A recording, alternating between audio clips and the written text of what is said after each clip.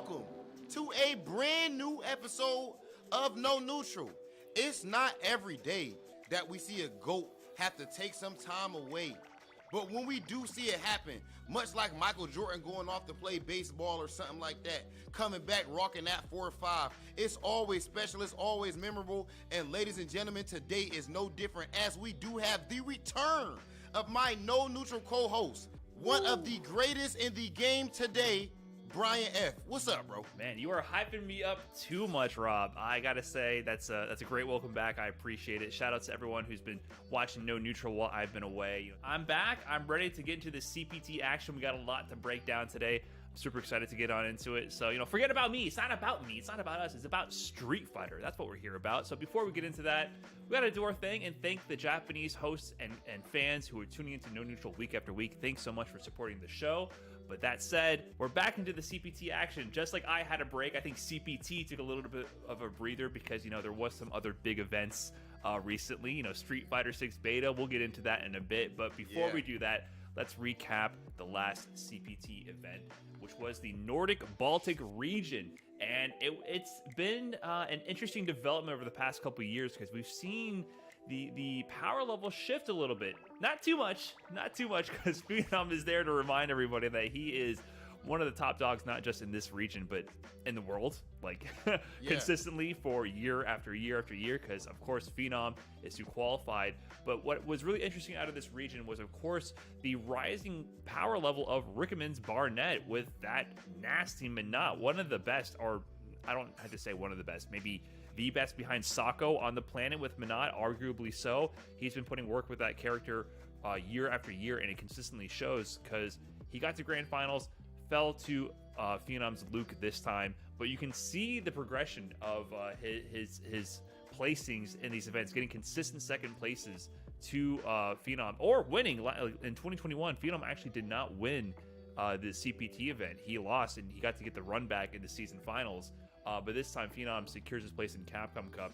And you look at the way that he plays, honestly, I feel like Rickeman's Barnett, he has closed the gap a lot, but as you said, I don't know what it is that seems to make it so that there's a glass ceiling that's so difficult to punch through. Once you do punch through it and get to the tier of the Tokitos, of the Phenoms, the Punks, and the Problem X's of the world, then it seems that you typically do stay there. But Rickeman's Barnett, he is finding a way to climb, much like he reminds me of Four Fields right now, maybe a year or two ago, and he is just right there, but not all the way quite yet. He did give us a good breakdown as far as that Minot versus Luke matchup when I reached out to him. Rickeman says the Minot versus Luke matchup is pretty contentious, and a lot of Minot players think it's among her worst matchups because you can't use V-Skill 1 effectively against the Sandblast, that of course being his fireball. But I find if you stay in Minot, stay in heavy punch or medium punch range, where it's scary for Luke to throw fireballs, and he starts walking back a lot to get in the fireball range, that's when it gets easier.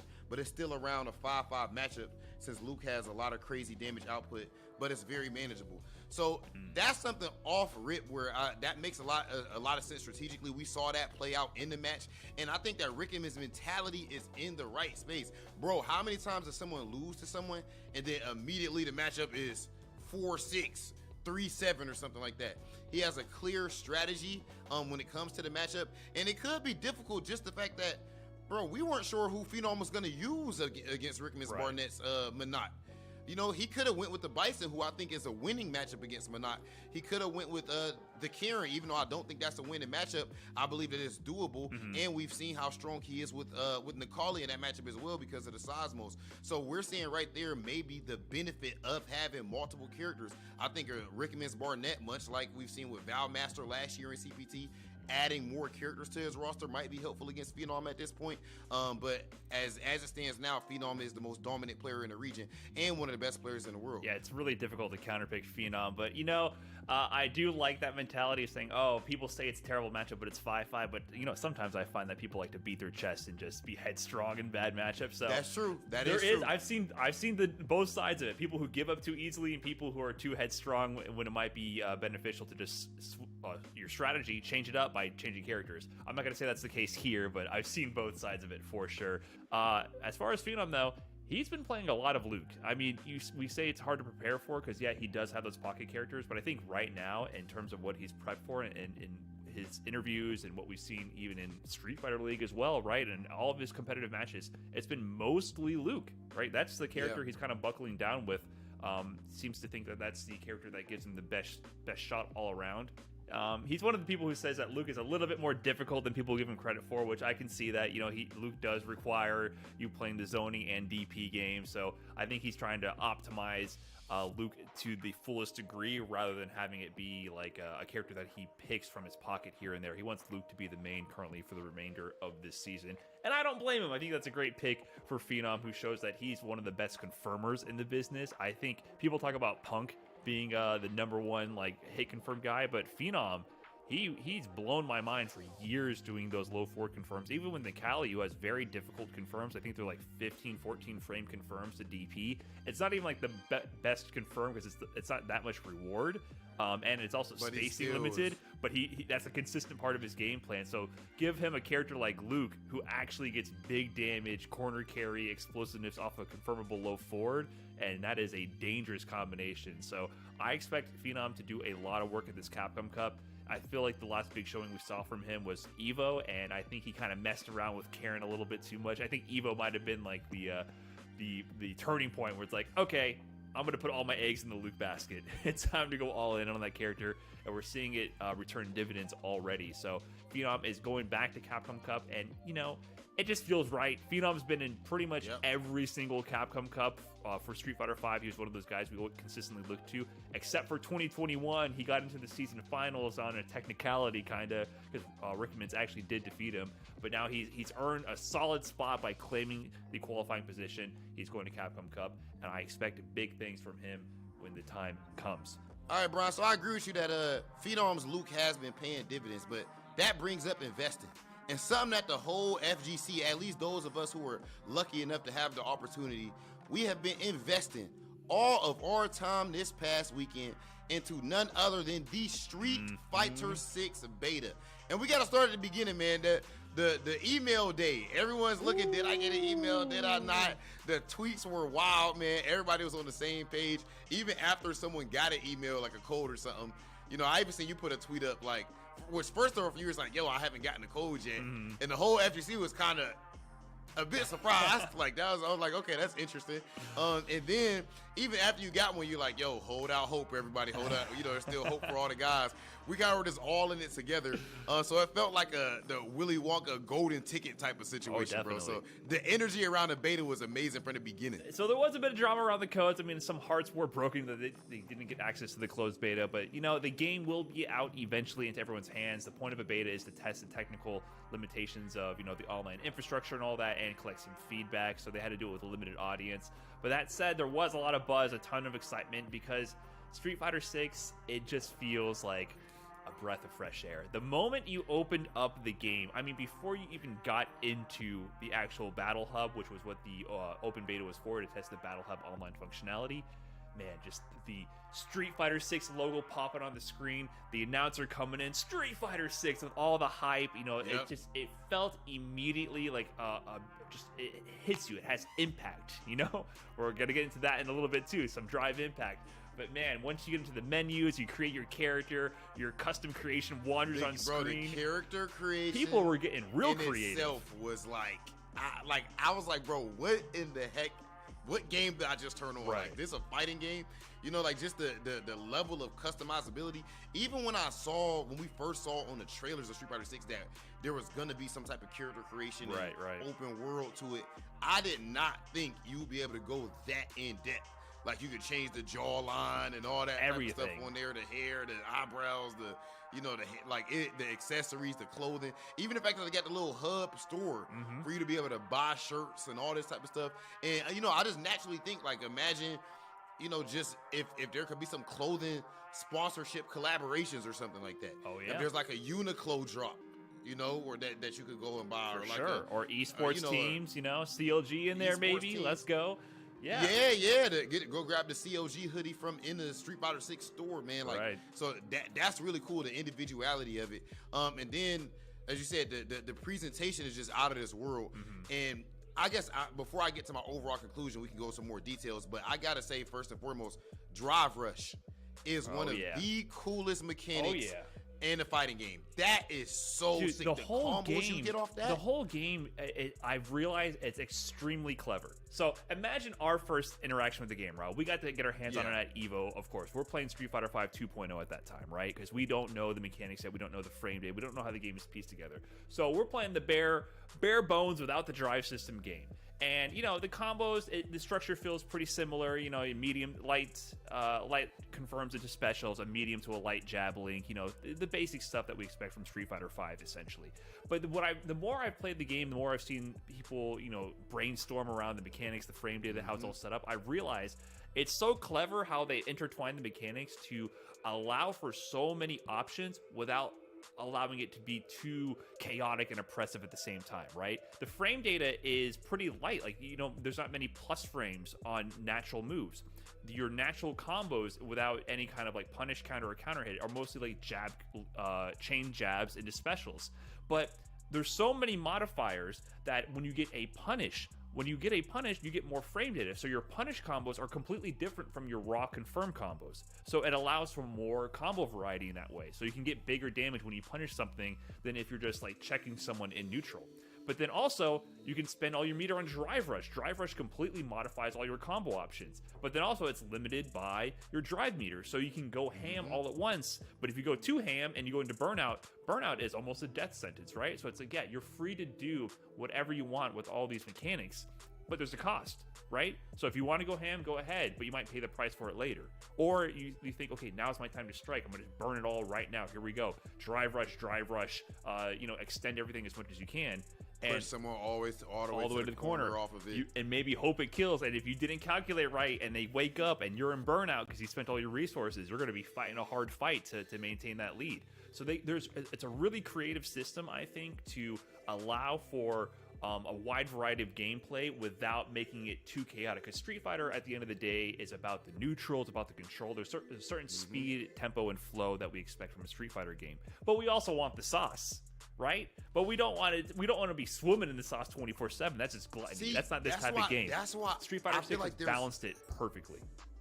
Bro, we can have a situation where we don't have to all have the same meta in this game. Of course. Like, I really think that if we allow ourselves to not conform, because what happens is eventually once Street Fighter 6 comes out and we have tournaments, after that first major event or two and you see who's winning, like, then that's when everyone goes to copy. Whether it's the rest of the pro players go and copy the couple people who are performing well, then the rest of the community goes and follows. I really think that there's going to be multiple ways that you can go about expressing yourself in this game. I believe self-expression is the main part that I would bring up.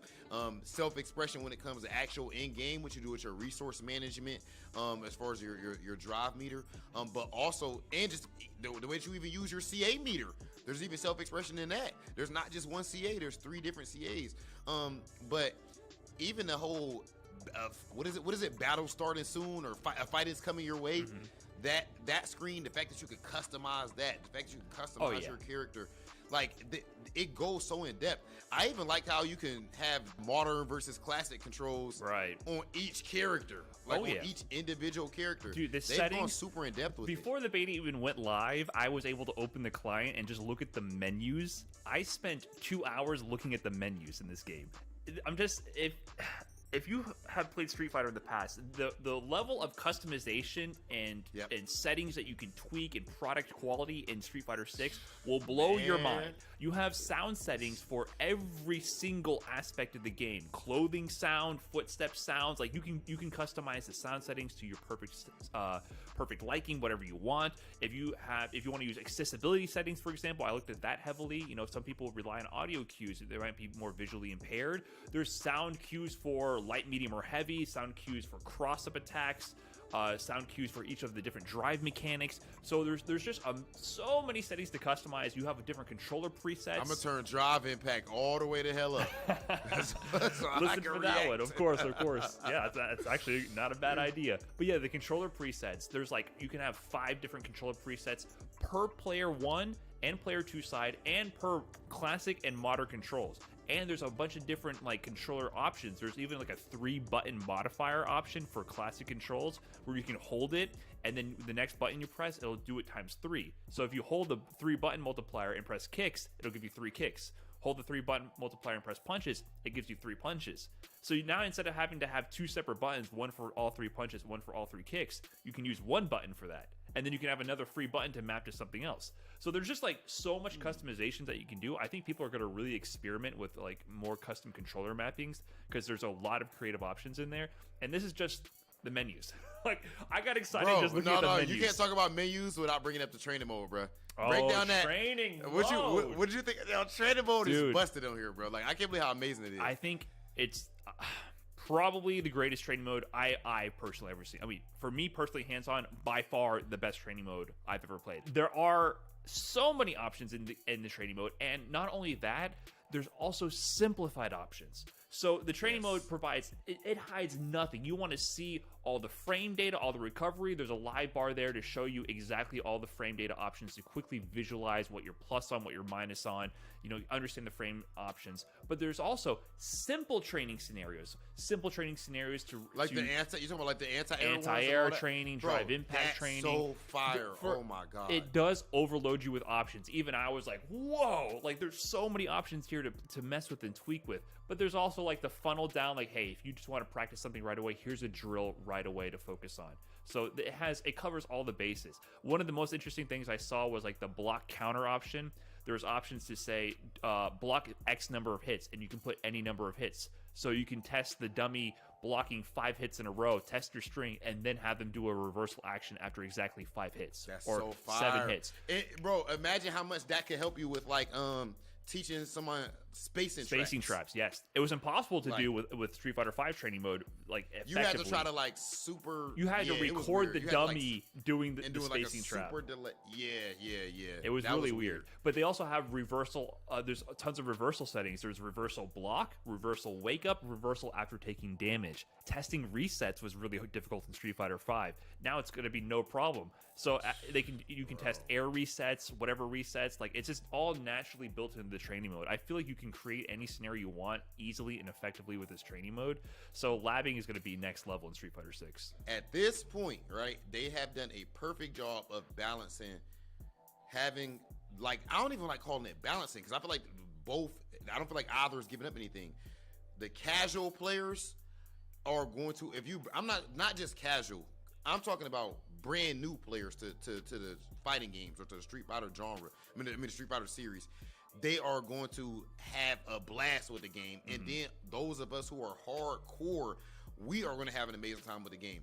And the modern controls, I can tell you from me accidentally having because when you started up the beta, it automatically was on modern controls. Right. Any fears that we had of modern controls, let's dead them. Yeah. As far as tournament play and all that stuff. I had and it was automatically set to Luke as well. So I had Luke with modern controls. And I'm trying to medium punch or something. I'm just getting a full-blown dragon punch. Like, his regular medium punch was a fireball. So if you just press triangle, it's a fireball. Right. If you press forward in like a medium punch, it's a DP. Right.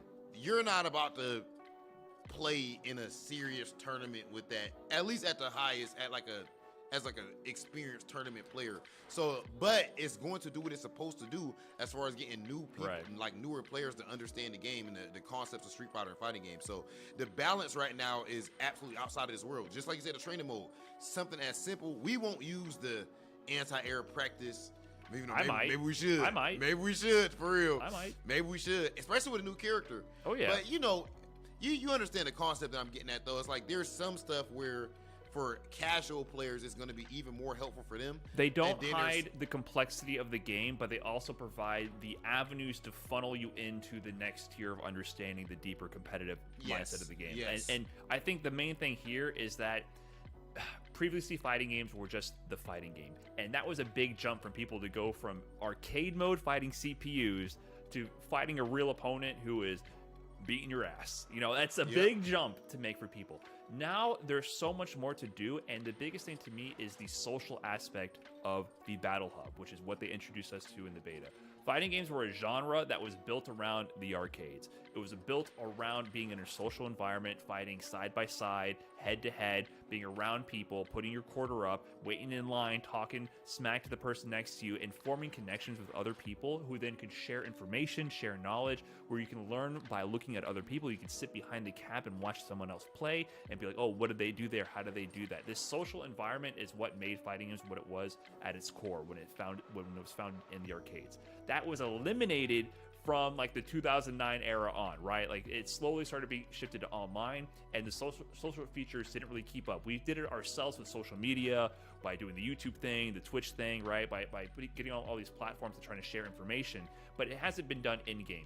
Battle Hub is doing it in game. You can just hang out in Battle Hub, make your horrendous custom character creation looks silly. You can spinning bird kick around the lobby. You can chat with people. You can spectate other people's games. You can go play an OG Street Fighter 2 Super Turbo and the classic arcade section, play Extreme Battle, play a funny version of the game, queue up for next here or there. It connects the players in a way that hasn't been done since 1992, right? That was the last revolution of the social fighting game experience, was 1992 when Street Fighter 2 dropped. It felt weird even seeing Chris came to my stream and he wanted to play, Chris T, and we go to join the same server. Like I go to his server and I physically see him there. Right. That is so. Right. That in itself is so. Me and Kizzy had a whole discussion about the game, standing face to face, looking at our avatars. You know what I'm saying? We're in our own world. Like, yeah, it's silly, but that face to face in the game while we're on the call, it made it feel more connected.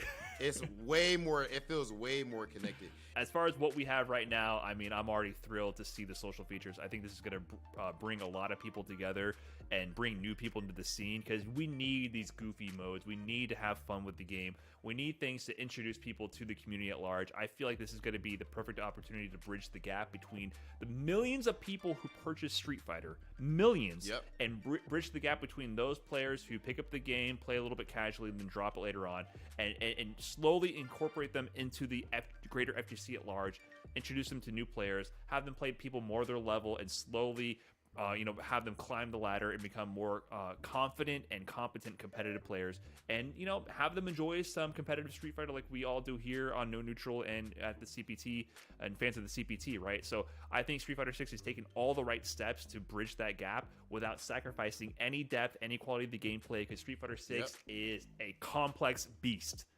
That's what this beta has proved. The mechanics of the gameplay, it's going to take a long time before we really figure this out, and at the same time we can all have a blast together. So I am thrilled to say that Street Fighter 6 beta was an absolute success. Very much looking forward to the next release of this game. I personally believe this isn't, of course this is Rob TV speaking for himself, nobody else. I think the bar for fighting games this is the next generation. This is the first modern game. The bar has been risen. This is a new level. I have not seen a fighting game be this cool, bro. Like, when I think about me as a gamer, not as a fighting game fan, Rob, the gamer, before the FGC, this is something that would have piqued my interest or piqued my friends' interest growing up, and even now, man. So Street Fighter 6, Capcom, everything, congrats. It seems like everyone, even from other fighting game communities, outside of just the Street Fighter scene, has been absolutely loving the game up to this point. And yeah, the Street Fighter 6 closed beta has been a success. Hopefully we get that open one soon.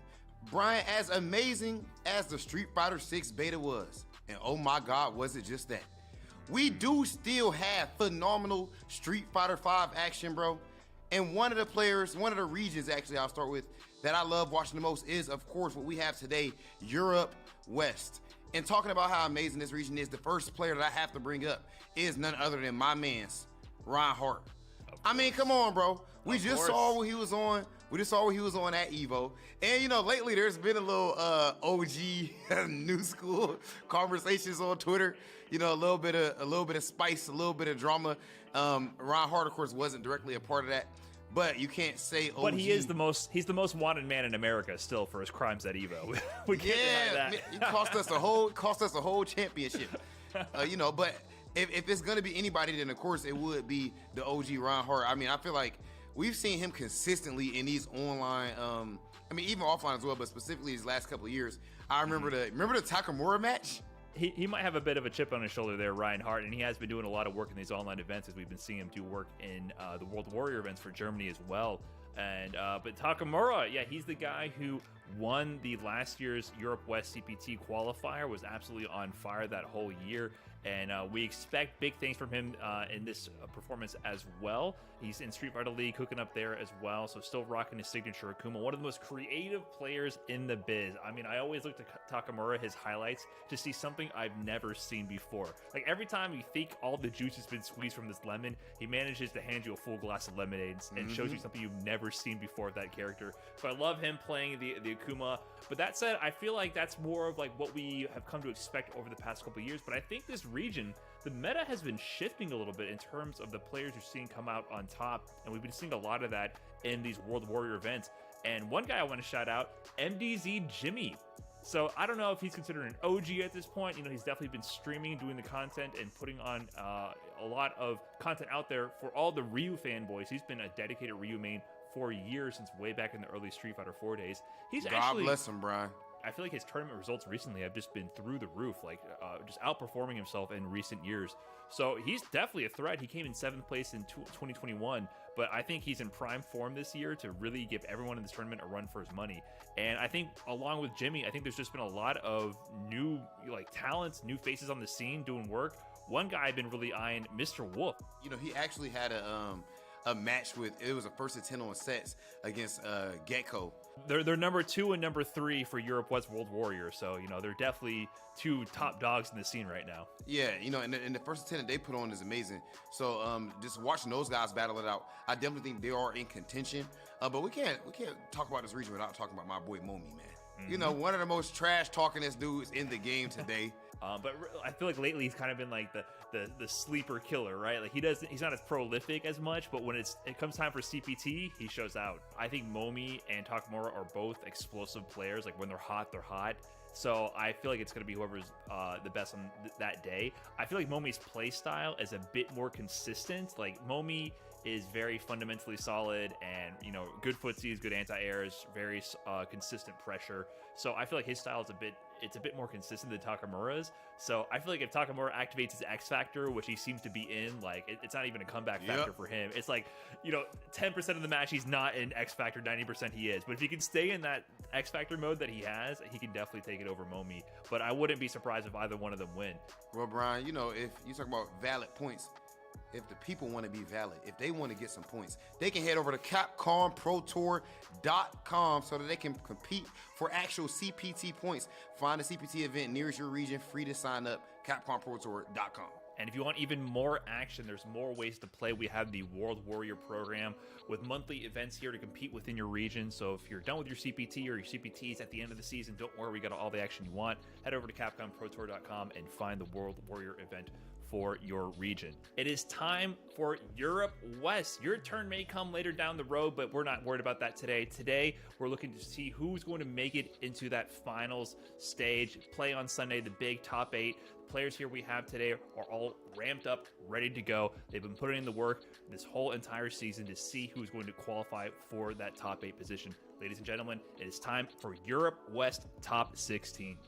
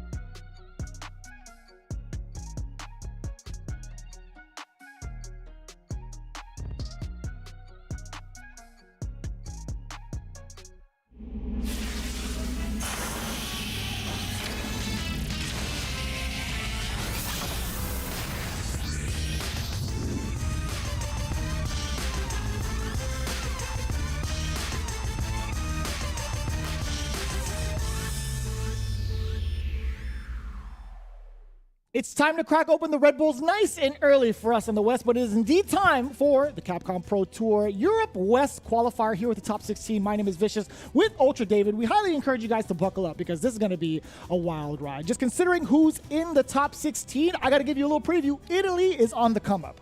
It's very cool to see this. Yeah. In years past, Italy didn't enter quite as much, didn't have quite as strong of a showing. But yeah, they're definitely in this big time. Of course, Germany's in here big time. You have other countries too. We got Belgium, we got Switzerland. There's a few others. Netherlands are in here. Netherlands as well, yeah. So we have quite a little sampling of the western side of the European continent. Pretty cool to see. Lots of top talent. We have a bunch of different characters that we're expecting to see. As always in Street Fighter V, this one's going to be no different on that front. Yeah, and just looking at the amount of players that have entered so far, again, there's just been so much dense competition because you're going to see some of these repeating names in the World Warrior events that have been happening since June, right? Or even July, I should say specifically. A lot of these players have been ranking within like the top 8 consistently, more so within the realm of top 4. So a lot of these points in contention to go into Capcom Cup here is just as intense as it would be for like the CPTs, right? So it's going to be really interesting to see how this coin flip goes because anybody here could take it. It's so insane. I think one interesting thing about this region is that there are actually a couple of World Warriors that people from this region can enter. There's a World Warrior EU West and there's a World Warrior Germany. Oh, yeah. And It's true. This region for the CPT side of things is all kind of combined. So as we go through the players and we talk about like this person is currently first in points, this person is also currently first in points, it's just going to be because there are a couple of different World Warrior sides to this. But that does also mean that we get to see people sort of combating, right, in this in a way where if you've been paying attention to the World Warriors, you know, you're seeing them fight more individually, Germany, and then the other sides as well. These are going to be all together, which is going to be a blast to see. No, without a doubt. And it's going to be players that you have seen before. Others you may not have. And actually, I'm getting introduced to them as well. I even dialed in the homie hotline. I actually hit up Jammers. I'm like, hey, man, how do you pronounce certain names? Hey, man, how are these guys even doing it? All he's told me is, like, keep in mind, like, Italy is doing wonders right now. Germany's still a big contender for Europe West, but Italy is the one to really look out for. Speaking of which, let's take a look into the top 16 bracket if we can. I know I might have skipped a little bit, but I'll tell you what, I'm just excited for it. Garnet versus Dedoom is going to be up front. Who are they playing? So that's going to be Italy versus Germany right off the bat. We're looking at Fang versus Falk. Word! Fang versus Falk to start things out. We got Valwing, that is Germany. We have Takamura, that's Belgium, of course. Looking for Laura versus Akuma there. We have MDZ Jimmy from Germany. His Ryu is always one to watch for. Super fun to watch. Mr. Wolf, Italy. Looking at Seth and the Kali. Then Geeko, we're looking at Italy again. Cammy. Fasa, Germany with Urian. He's had big results in the past. So that's your winner's side of things.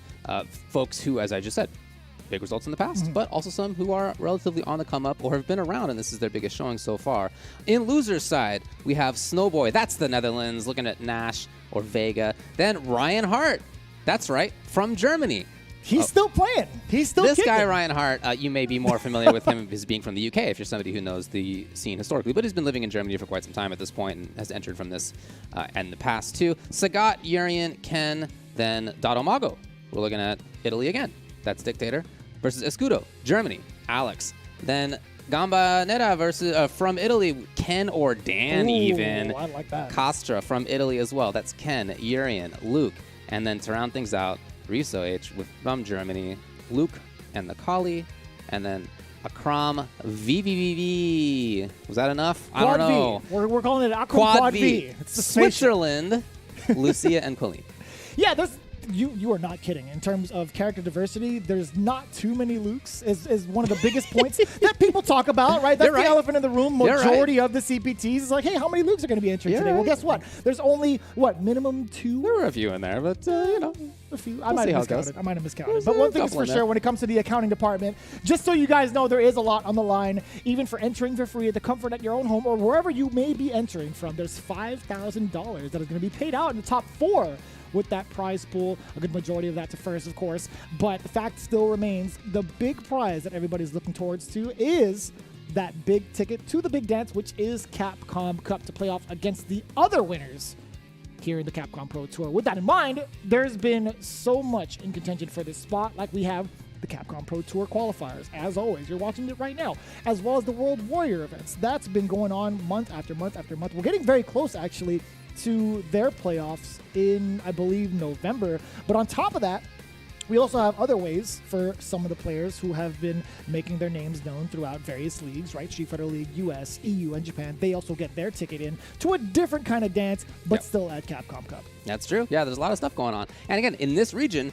there are, I guess, 3 ways to qualify for Capcom Cup. Because, again, there are 2 World Warriors that we're looking at, as well as, of course, whoever wins the CPT will get right in there. Big shout out to Saltmine, by the way. Oh, Saltmine League, you guys are doing like how many different World Warriors? You guys are insane, but big ups to you guys. I know you guys have hit me up as well. You know, I want to make sure that you guys get all the credit you guys deserve, as well as all the other tournament organizers, because this is no easy feat to be able to collaborate with everybody to make sure it's in junction with the schedule and all the players, etc. So again, in trying times, you guys have been doing a phenomenal job. Shout outs to all the tournament organizers throughout the months. Well, let's get into the first match.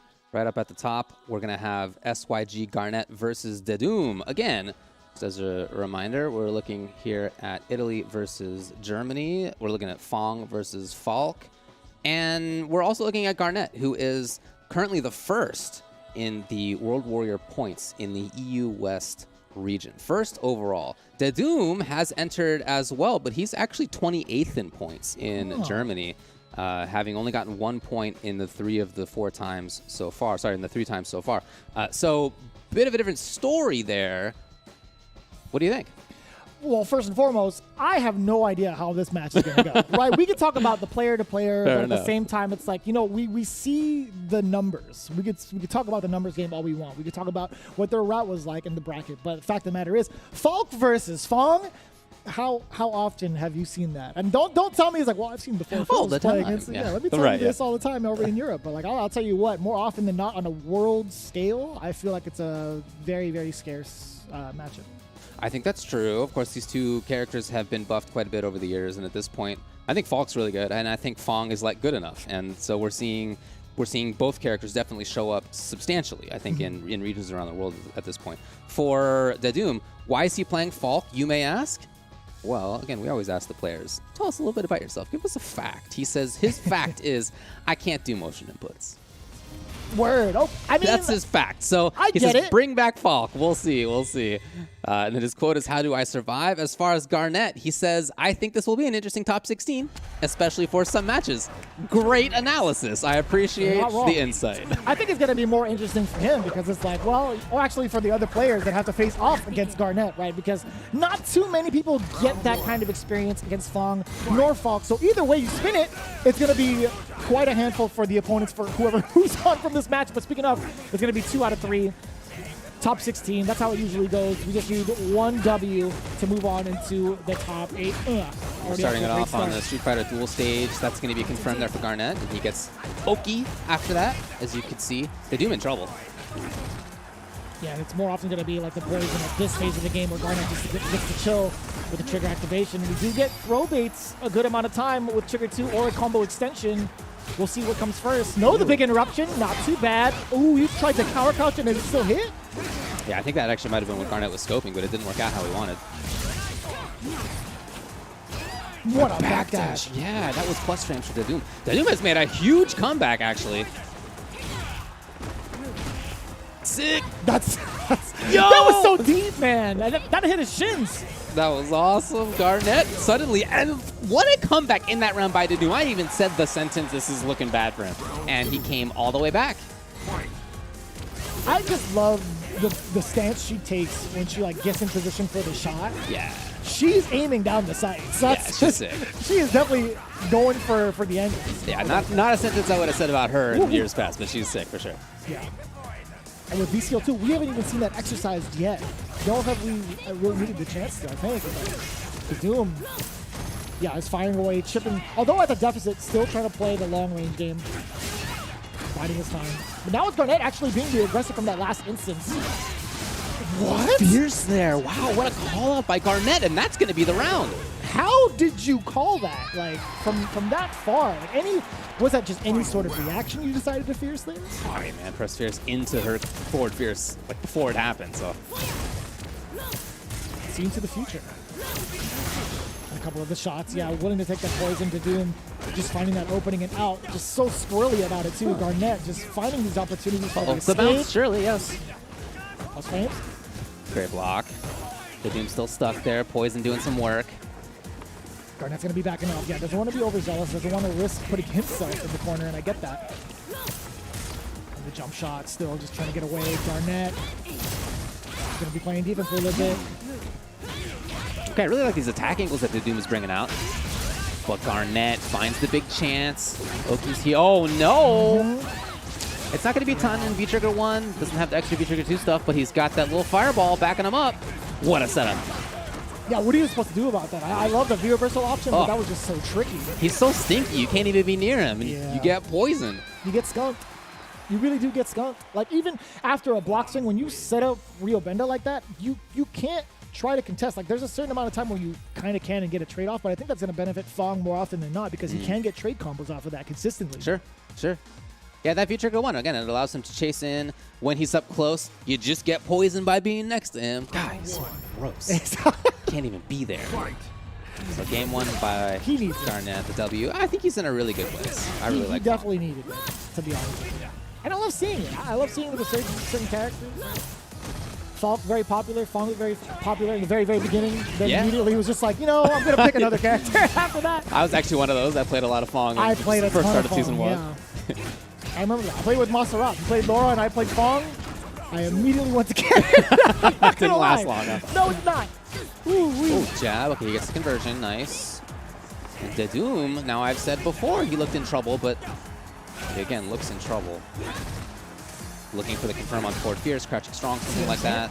Having that Rio Benda out there as sort of a shield and a big deterrent against the Doom. He was trying to get some of these trades off, but again, not able to get an uppercut off because of the fact that it's so slow. Like the invulnerability frames don't really kick in until later, and of course, the activity of it starts way later as well. That's what we call a safe meaty right there. A great choice by Garnett. And that's going to be pretty much like the flow anytime Garnett gets a knockdown, right? The flow of options is always going to start off with that safe meaty majority of the time. Oof. He's kept his pressure pretty light in many of those situations where they would be safe meaties. Okay. The Doom's there. And there's also this mid-range where I feel like Falk tends to do really well, but Fong's around stand light, kickstand, strong range. That's been great for him. Yeah. And if that's great for him, it's uncomfortable for Falk. She's already purple. Oh, no. She's been purple since the start. She's been purple. The fireball's there. Oh, that's going to work out anyway. That was so sick. And I love that conversion, too. After the low medium kick, you have plenty of time to get that stand medium kick, whatever confirm you wanted. That was actually very clean. A very amazing start for Garnett. I feel for the next person who has to play off against either of these players because we saw a good amount of, the shades of potential there. Sure. From both sides. Looking really good. Again, that is your first in current points in World Warrior EU West, Garnett. So looking really good. Again, he just had really good control of ranges where I think Falk historically would like to control.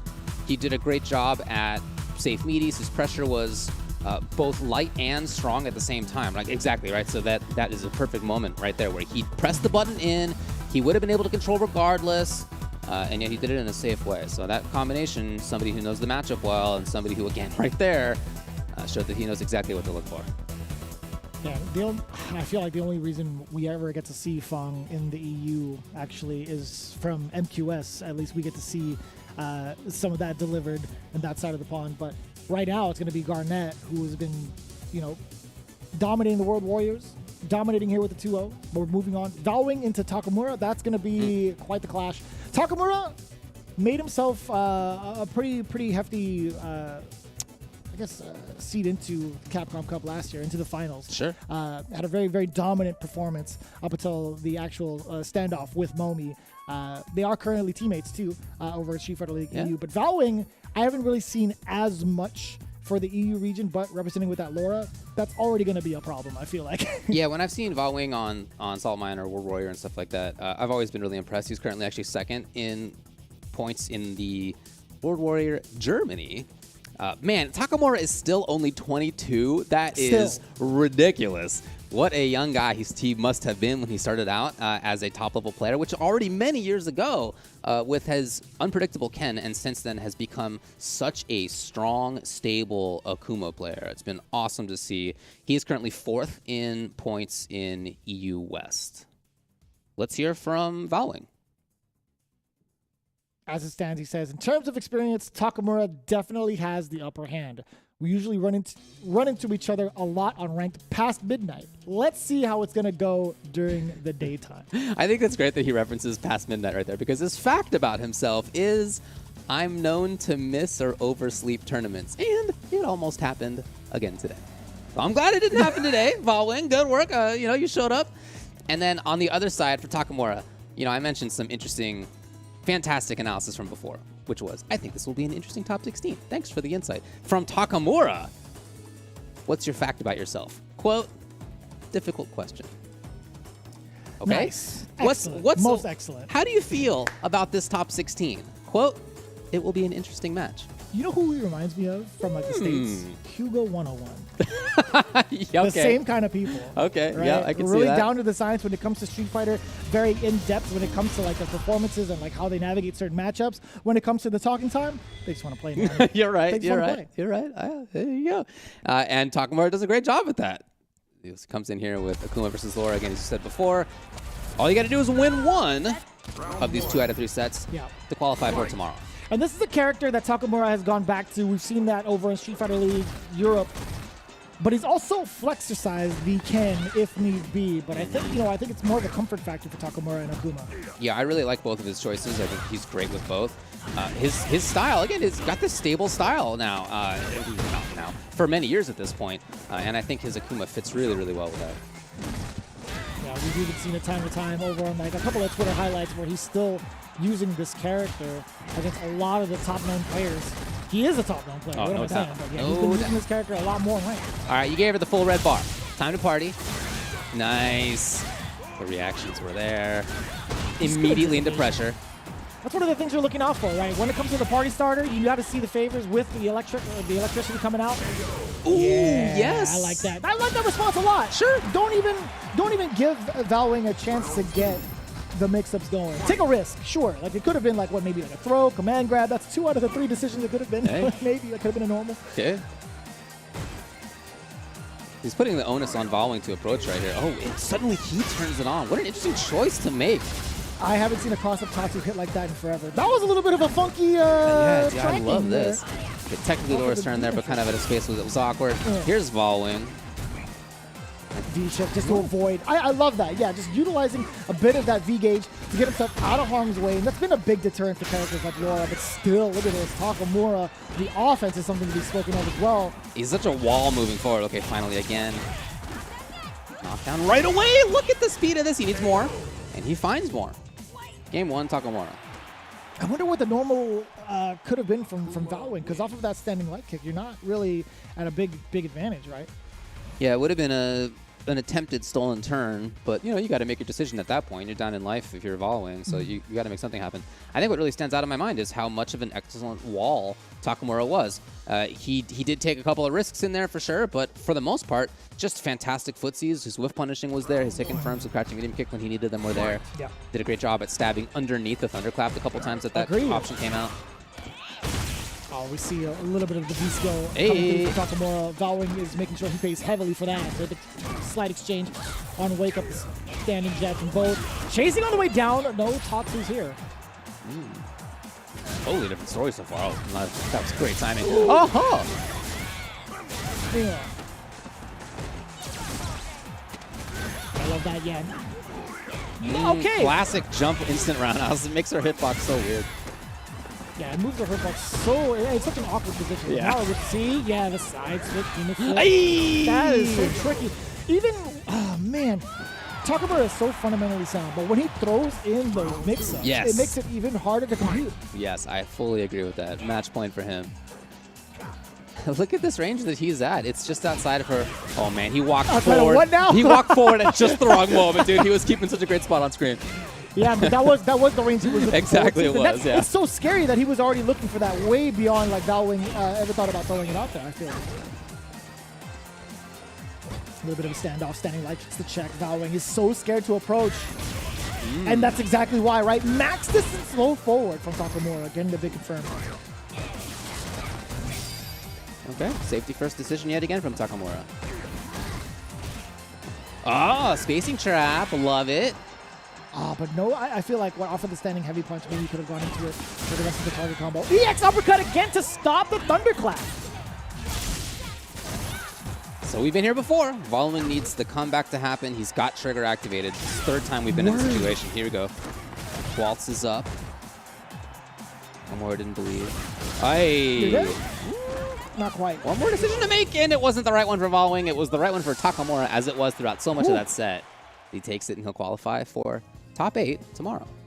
Another 2-0 victory thus far, going pretty quickly here through the winner's bracket. But Takamura, again, very valid reason. He's just been taking away all the options that Volwing has been presenting, at least in like some of the block strings he was trying to implement, some of the traps he was trying to implement with Thunderclap as well.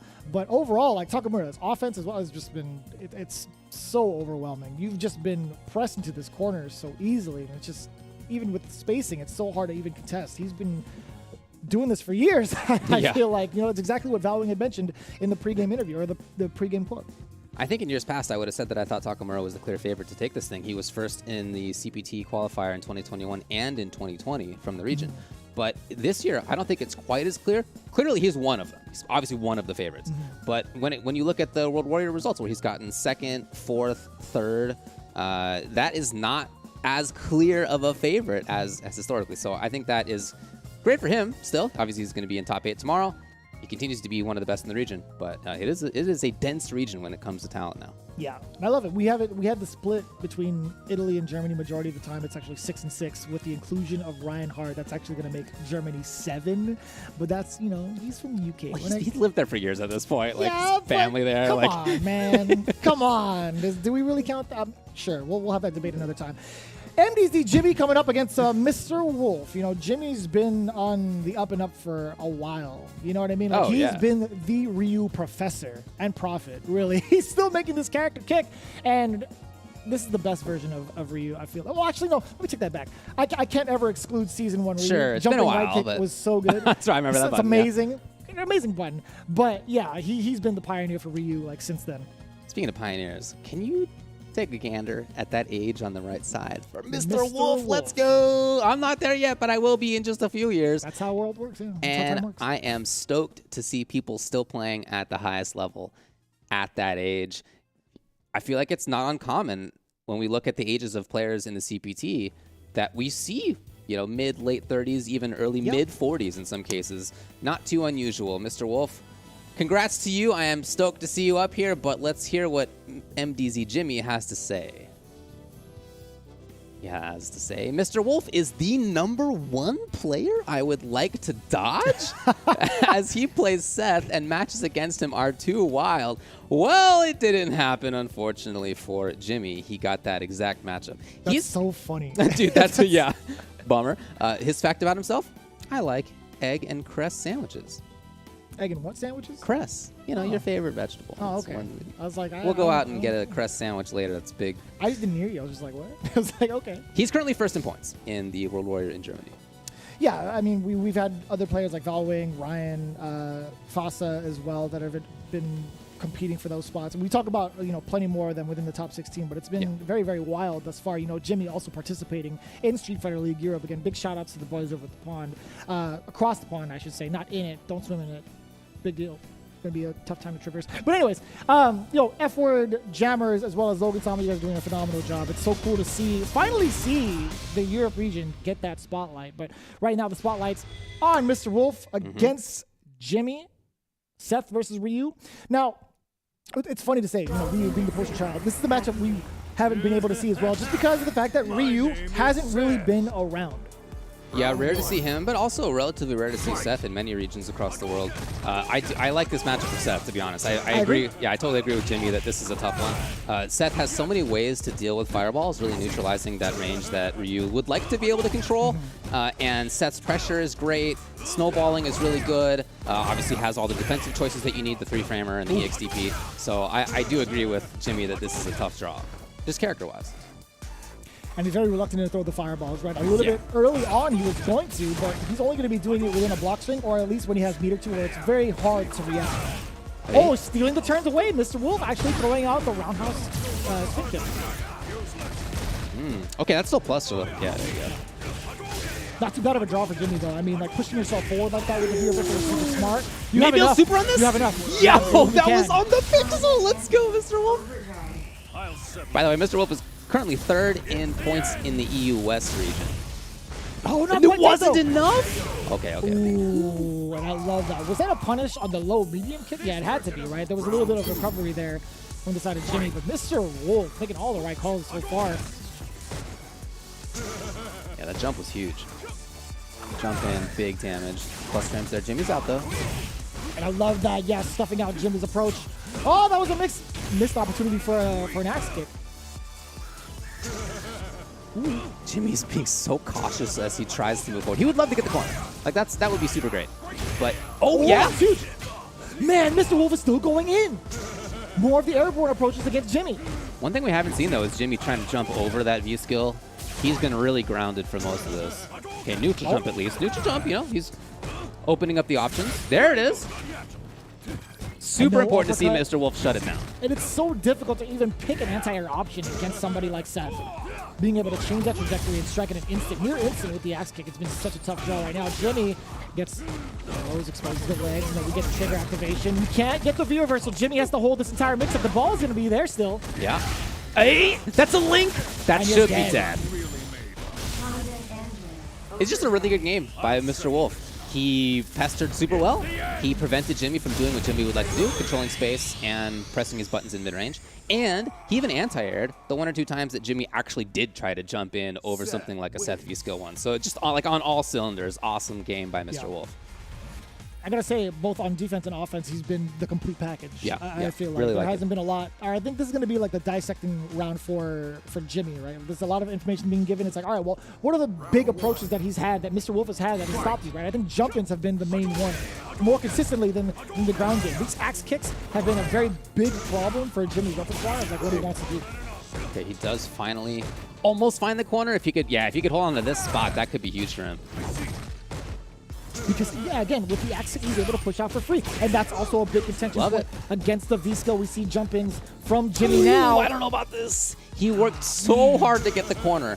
He finally did. Mr. Wolf! Steven turns away. He is negative after a blocked V-skill, so EX uppercut, I get it. Use that in vulnerability. You're at liberty to do so. Jimmy just stuck. Almost with triggers, Mr. Wolf. Jimmy is okay. Oh, that's huge! He could have gone for EX Hecataunt raise. Doesn't matter. He does get the confirm into the V trigger 2. Bring it back in. And another mix. Look at how much extra damage he gets off of that. Mad Cradle. Watch out for the throw now. Hey, Jimmy. It's Jimmy's turn still. He gets the activate too. If he what will he do though to try to control anything? Okay, EX, the fast option. Safe there is Mr. Wolf. He caught him walking backwards at the last second. Mr. Wolf gets clipped by the low medium kick. Jimmy on the board now. He made some great choices in that round, but when he put himself into the corner, he then lost like 80% life. Yeah. Something to be avoided in the future. Hopefully he gets that in. The jump in again, treating the V-skill 1 like a fireball. And that was actually super sneaky. A little bit of a hidden frame kill off of the background. I was making it look like it was a drop combo, but no, sir, that doesn't even work in the first place. So, well, that wasn't enough. Mr. Wolf alive. No anti-air. That corner was deadly for Jimmy last time. Excellent blocks. Jimmy's doing just fine with the amount of V-gauge he has, with the amount of life he has, and the reactions. He's been on point, super on point. 2 rounds straight, right back at you against Mr. Wolf. One of the biggest things you mentioned, the V-skill 1, no longer a threat. You gotta jump over it if you want to blow it up big time. There's other things you can do. We saw him previously trying to back out of its range and stuff, but if you really want to make that hurt for Seth, a character who does not have very much life, then the jump over into big damage is the way to do it, and he made that work really well. Maybe Mr. Wolf will adapt and have fewer V-skill 1s. We'll see what the choice is. Yeah, keeping a range instead. We have not seen the V-skill yet. I love that. Just using the axe kick with a as well. Last minute decision to move forward, huh? From Jimmy, he got caught by the V-skill. We do have the fireball ready for Mr. Wolf, but it allows Jimmy now to kind of just move forward a little bit and not really fear the V-skill as much because this is going to be a fireball. Okay, Mr. Wolf getting rid of it. Yeah, the utility of that is decent, but the utility of V-skill 1 maybe more in this match. I agree. So look at how few of the V-skills we have seen. No, the whole idea of where Mr. Wolf was looking for the anti-air. That was the whole idea. Look at how much damage that is, David. Jeez. How about one opening? Yeah. big news. Oh, God. Oh, I love that. Yeah, Mr. Wolf still within range of the V-skill. Back throw now. It's going to be a dangerous time for Jimmy. No, confirm all the way through. It could have been for kill. Hadouken. It sounds so funny. Oh, you're done. Oh, you're not. No. I like. Let's go, Mr. Wolf. What did Jimmy have to say? He said, Mr. Wolf is the #1 player I'd like to dodge as he plays Seth, and matches against him are too wild, and I think that's what he's thinking about right there. It's match point, Mr. Wolf. I'm definitely awake, David. That is for sure. Mad Cradle anti-air. He's on point still. Mr. Wolf is looking at you. Looking at you, Jimmy. What are you going to do on this ground game? You better stay grounded the whole time because I've got my anti-airs on deck. Too far for that. X kick yet again. This Anti-air is not possible. It's so much of a more cautious playstyle for Mr. Wolf. Okay, not really what he wanted. They're back to safety. Ooh! Running into the V-skill again. Hadouken. Up close, there are definitely risks that Mr. Wolf takes, but in this round and the last round, so few V-skill 1s, so few regular jump-ins, so few random spin kicks. Like, he's just playing very differently, and it's to his benefit right now. Up until what point? Jimmy has Trigger just winding down one big confirm could lead to massive damage. It could potentially kill if he gets the right hit. But now he has to hold and watch out for this mix up on the other side. You're dead. You're actually dead. Oh, that's so messy. That was so cool. That's what do you do about that? You gotta block is what you gotta do, bud. Block it out. What's so smart too, like we started to notice the pattern of like when Mr. Wolf wants to go for the activation. It's up to Jimmy to really hold on to his meter. I feel like in this matchup in particular, before even popping the V trigger, he was on the right track of equalizing the damage. He was getting back to at least an even state against Mr. Wolf. But once that trigger happened, it was like, okay, that's just the big green light for Mr. Wolf. It's like, if I get this target combo, which I'm going to because forward medium punch is a buster, it's going to act as my big mix-up option, right? Yeah. Yeah, his V2 tech was awesome. He made that work super, super well. No, it's not just an interesting V-trigger. It's also, like, it requires so much work, you know, to make that work. You really got to have all the options in mind. There's some execution involved. He made it work super, super well. I think what stands out in my mind the most, though, is the little wheel of options adaptations. Obviously, they've been playing before. Like, you know, they know each other clearly from MDZ Jimmy's quote. Yeah. But in this match, we saw the beginning of V-skill 1 heavy from Seth, jump in heavy from Seth, spin kick from Seth quite a bit. Then we saw the adaptation by Jimmy. Okay, well, I'm going to be the one who jumps in and blows up your V-skill 1. I'm not going to throw as many fireballs. And that was the win for Jimmy. And then in this last match, the mix-up still worked out great for Mr. Wolf. But I think what was in my mind the biggest thing was that there were fewer V-skill 1s. He played more cautiously in mid-range. He pushed Jimmy back towards the corner more. I really, really like that wheel of options adaptations from him. Phenomenal start for Mr. Wolf, our first 2-1 of the day, and we saw 2 O's previously from Garnett and Takamura, but again, we have our third person getting into the winner's side of top 8, and that is indeed Mr. Wolf coming in from Italy. So with that in mind, we have plenty more matches to go. We still have to round out who's going to be our fourth candidate from the winner's side. Before we do that, I want to talk about something that's coming out real soon. Very, very soon indeed. The Capcom authorized mobile game Street Fighter Duel is now available for download in China, with the global version coming when? Soon! Fight along with Ryu, Chun-Li, and Ken against the Suzaku Castle. Further into the Shadowloo City, explore the mysterious organization, experience the classic stories with all your fighters, and recall your memories of the original Street Fighter. Your Street Legend is now back on track. Various fighting styles, and with counter, stun, combo, and super, there's an impressive array of fighting elements with the associate combos that offer you a new battle experience, challenging your combat skill. The Epic Legend is reborn on mobile. Download Street Fighter Duel now, and let's fight for each other to join the journey with millions of players to become the best fighter. Very soon. Very soon. But what's happening right now, and has been, and will be happening a little bit into the future yet, is World Warrior.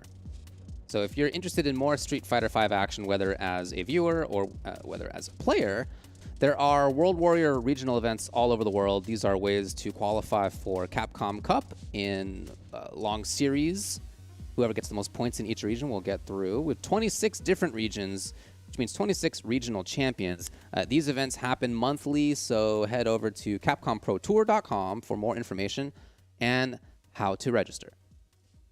And I do believe Japan's having their World Warrior event number 3 going on right now. We had John Takeuchi and Shuto take down the first 2, but the third one is going to be happening, I believe, today, if it hasn't happened already. Time zones are real funky with me as I get to, do all of these international events with the CPT. But as it stands right now, again, you guys get your shot if you are in any of those regions involved with the Capcom Pro Tour for your shot at the big dance, or even get to experience some of the players in those communities that you haven't really been able to see highlighted in a CPT event, right? This is now their moment, and also your moment to really catch in on the action with the last year of Street Fighter V. With that in mind, we still have plenty more matches to go through for our top 16. We have one more winner side, and the rest down below with the Sharks. You do not want to miss it. In fact, get yourself a drink, stay hydrated, and buckle up, because we got more after this. Time to fly, time to fly. Never give up, we won't retreat. The ones who stand have turned to defeat. So fly, time to fly. Glory waits for those who fight. We unite, we are street fighters.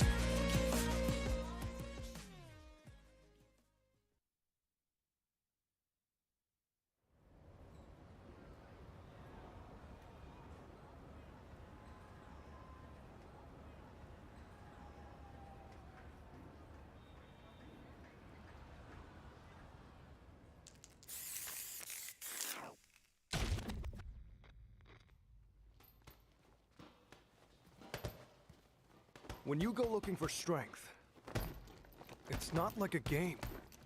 This journey doesn't have a real ending. Okay then, hope you're ready to begin. If you want to start off on the right foot in this city, hit the streets. Yeah, hey there, I do this. Never fear losing. And when I get up in the game, y'all be improved. A real problem, but I solve them all face proof. And if you think I'm going forward, then you talking fool. Yeah, y'all wanna win, let me spin, boy. I done aside, I'm super fly like I'm hanging off the rim, boy. I've been winning for my kinfolk, and I put on for my city from the intro. Fight!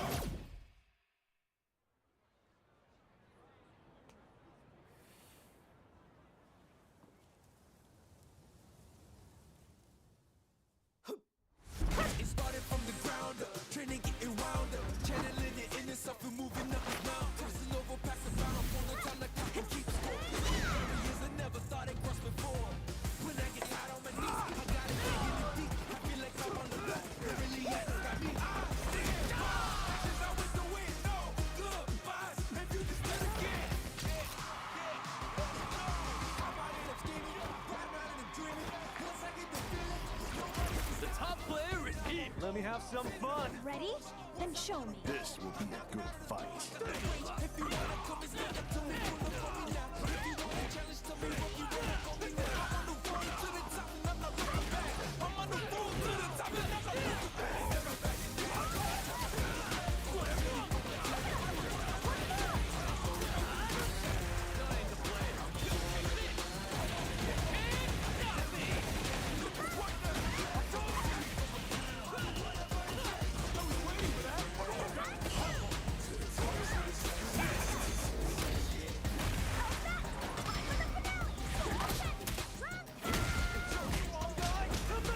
This is our destiny. My secret art.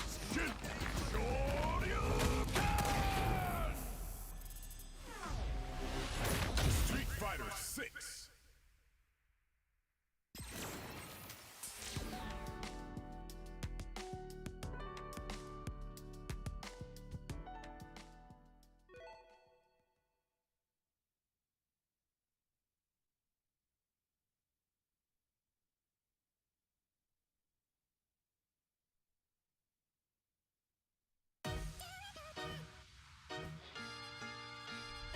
If I go too far, please forgive me.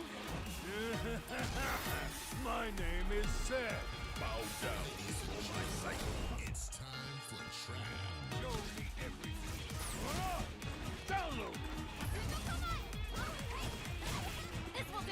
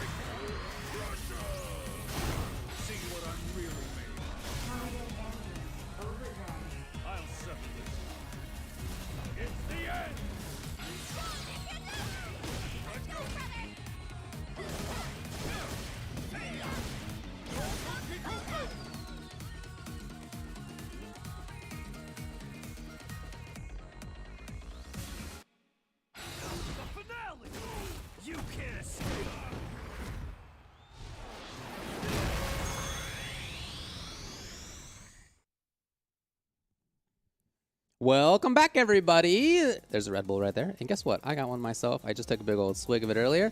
Happy to do so. It's very tasty to me. And on the other side here is Jeremy with me. My name's Ultra David, of course. We have the EU West CPT on deck. We've already seen 3 of the winner's side matches. We have yet another one to go. And then, as you mentioned just before the break, we're going to go down to losers for the rest of this top 16. And that is going to be where the killers are. Let's go to the bracket. You can see exactly where we're at. Yeah, so we did get to see a couple of 2-0s from the side of Garnet versus Doom, as well as Takamura versus Valwing. And they were pretty quick ones, not even just the numbers, but the rounds themselves also. But it's not going to be the last we see of Doom nor Valwing. But moving on with Mr. Wolf and Jimmy, that was actually our closest encounter we've had thus far. But it was also in rounds of 2 rounds straight for Mr. Yeah. Wolf, then 2 rounds straight for Jimmy. And then it was pretty close down to the wire with Mr. Wolf as well. But now it's time to move on. We got Geeko versus Fasa. And this is going to be a pretty interesting one, right? It's going to be Italy versus Germany. Geeko representing Italy, doing a fantastic job in the World Warrior events, right? Getting first 2 times over. He's entered at least 3 of them thus far. He's got first place in 2 of them, and he's got second place at 1 of them. I think in the second World Warrior event, he actually didn't show up, which is exactly why he's currently second in the standing, right? Just below Garnet. But super insane to see his performance thus far. Fasa, representing that Urian, coming in from Germany. Really interesting to see what he's going to bring to the table, considering how much he's changed thus far with Urian specifically. He is currently third in points for WW Germany. He got 7th at the last CPT. He's been around here for quite a while at this point, doing good work. Let's hear what Geeko has to say. Fasa is my next opponent. Correct. I studied him a lot the last 2 days. I'm confident to win. Hashtag a Cammy Queen. So, look, it's not going to be the case of people coming in here and not knowing each other anyway, right? People in this region will have played against each other. Like, that's how it works on the internet. But it's great to see that he, in fact, has been really studying his opponent a lot, regardless, and that he feels confident to win. That's cool. For Fasa, he says... I love this one, by the way. I am the Lord of Tackles, and I want to see how wild he actually gets. With that in mind, I want to know if he actually favors maybe V-Skill 2 for the big tackle. Or sorry, V-Trigger 2 for the big tackle. That would be sick. That'd be kind of interesting. I don't know if he truly is the Lord of Tackles without utilizing V-Trigger 2, but we'll see how that plays out. His first Street Fighter ever was actually Alpha 2 on the PSP. You know, we've had some weird ones that people have told us on this stream before, but that is one of the weird ones for sure. I've definitely seen people talk about playing World Warrior, or at least like Super Turbo at least. Yeah, it was Super Turbo on the Game Boy Advance. Yes, that was quite a choice. Absolutely. That was difficult. So he does have Trigger too, and I've seen him do that a lot in the past. I don't know if that's like his only go-to, but I feel like when I've seen him play, it's basically been with V-Trigger 2. Okay. So yeah, that's really cool. Yes. It is a different option than Lord many of the Urans will Step. bring out. I Yeah, like it. yeah. But it's a really effective V-Trigger, and I feel like for many characters, if they had this V-Trigger, they'd be stoked about it. It's only Urian, because he has V-Trigger 1 Aegis, that people don't tend to use it. And he's the only one that rocks the glasses still. The story mode Urian outfit. I love that. This is him at the club, by the way. He's at the top. You see him at the very top of the stage. He's there. Wow. Who knew? I did. I guess you did. You see the harassment buttons too. This is the kind of character that Cammy is, being able to utilize a lot of standing medium punches to keep the opponent in check, or at least fearful of normals. But Foss has done a great job of escaping the corner. With what now? The tackle. That's true. Although a couple of options to hit confirm into tackle, and didn't take either one fortunately for him. Geeko finds it. The confirm is there into the corner yet again against this, unfortunately, no invul option character. Ooh, we saw one of the options exercise. The tackle from Foster gets severely punished. A big read on Geeko. Could be close to stun. Predictable time to go attack. Oh, here we go. Not quite, not quite. The activation. Looking for confirms. That's the idea here. And he has so much damage on deck if he finds the right intro to this. So Geeko playing it super safely. That's a great choice. And I love the jump back grab option, but still the EX dive kick. I feel like that was just at the point of activation for Geeko. So difficult for anybody to react, let alone Fossa. I think jump was the option. He tried to jump back jab and maybe in reaction to it, but It looked like stand roundhouse to me, which is a good Oh, was it? anti-air, but Okay. also if he had meant to press roundhouse plus heavy punch, it might have been this. That was actually a ridiculous chase down. Hold on a second. That was amazing by Geeko. man, I'm seeing different things here. Here we go. The tackle out. Activation of the trigger. Oh, that's going to be huge. Yeah, great corner carry. Good damage. He doesn't go all the way much into it. Saving some of it. And Geeko's doing a great job of being outside of that step kick. Yeah, look at this. Blocking them outside of their range entirely sometimes. Look at this. Oh, Geeko, That's come nice on. and easy. Yeah, threading the needle there with the big whip punish, actually. Just getting past what Fossa wants to do. When we're talking about the quarrel kick as the big contention point, I feel like, for offense. Like, Fossa has been made it clear that he wants to utilize this quarrel kick as his way to get in or maybe get a counter hit. But there's two things with it. One, it has a very long startup, so you can kind of see it. It's very easy to kind of navigate your way around it. Get that whiff punish, right? Or you could forcefully move your way in so that if you block it, it's going to be punishable. So I don't know if you know, using that as like your point of contention should be like, you know, the way, right? We did see him get whiff punished. You're right. That was whiff punished with drill, no less. Oh, come on.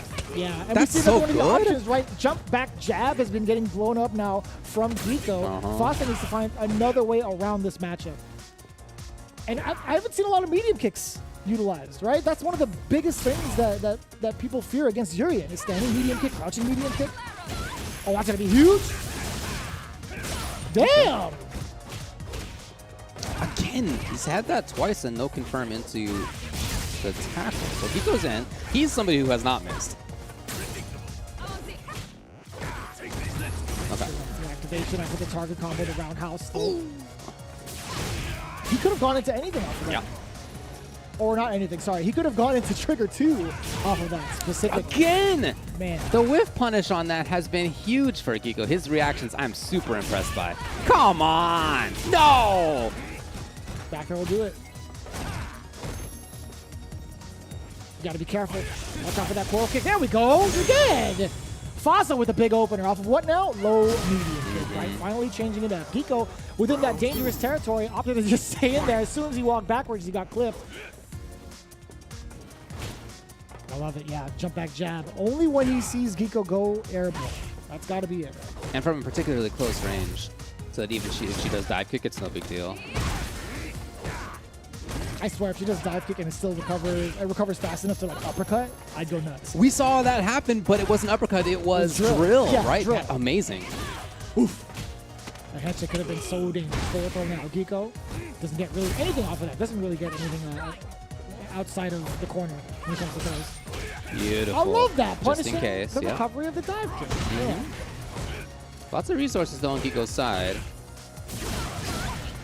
Also really taking it to No! What?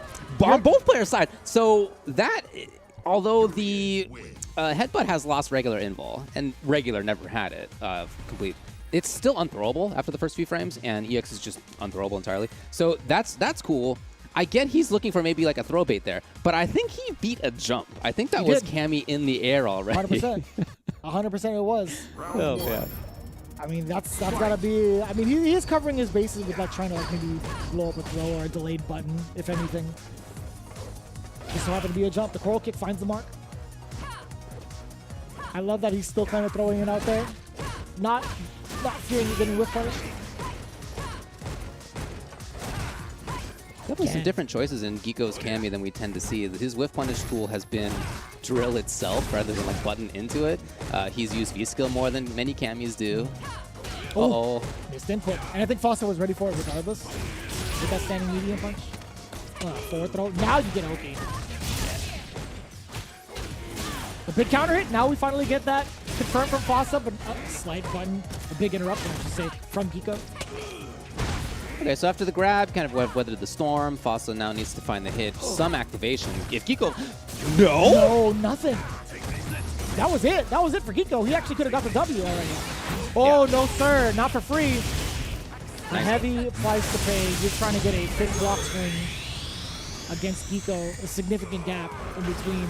I think it maybe like EX uppercut would have done it as well, but still taking the round down, no big deal for Geeko. Yeah, and that way you're not even worried about the armor. Just blow it up. Is there enough armor to absorb an EX uppercut? Not well. It just depends on how many, on where it actually hits. Okay. could hit with one.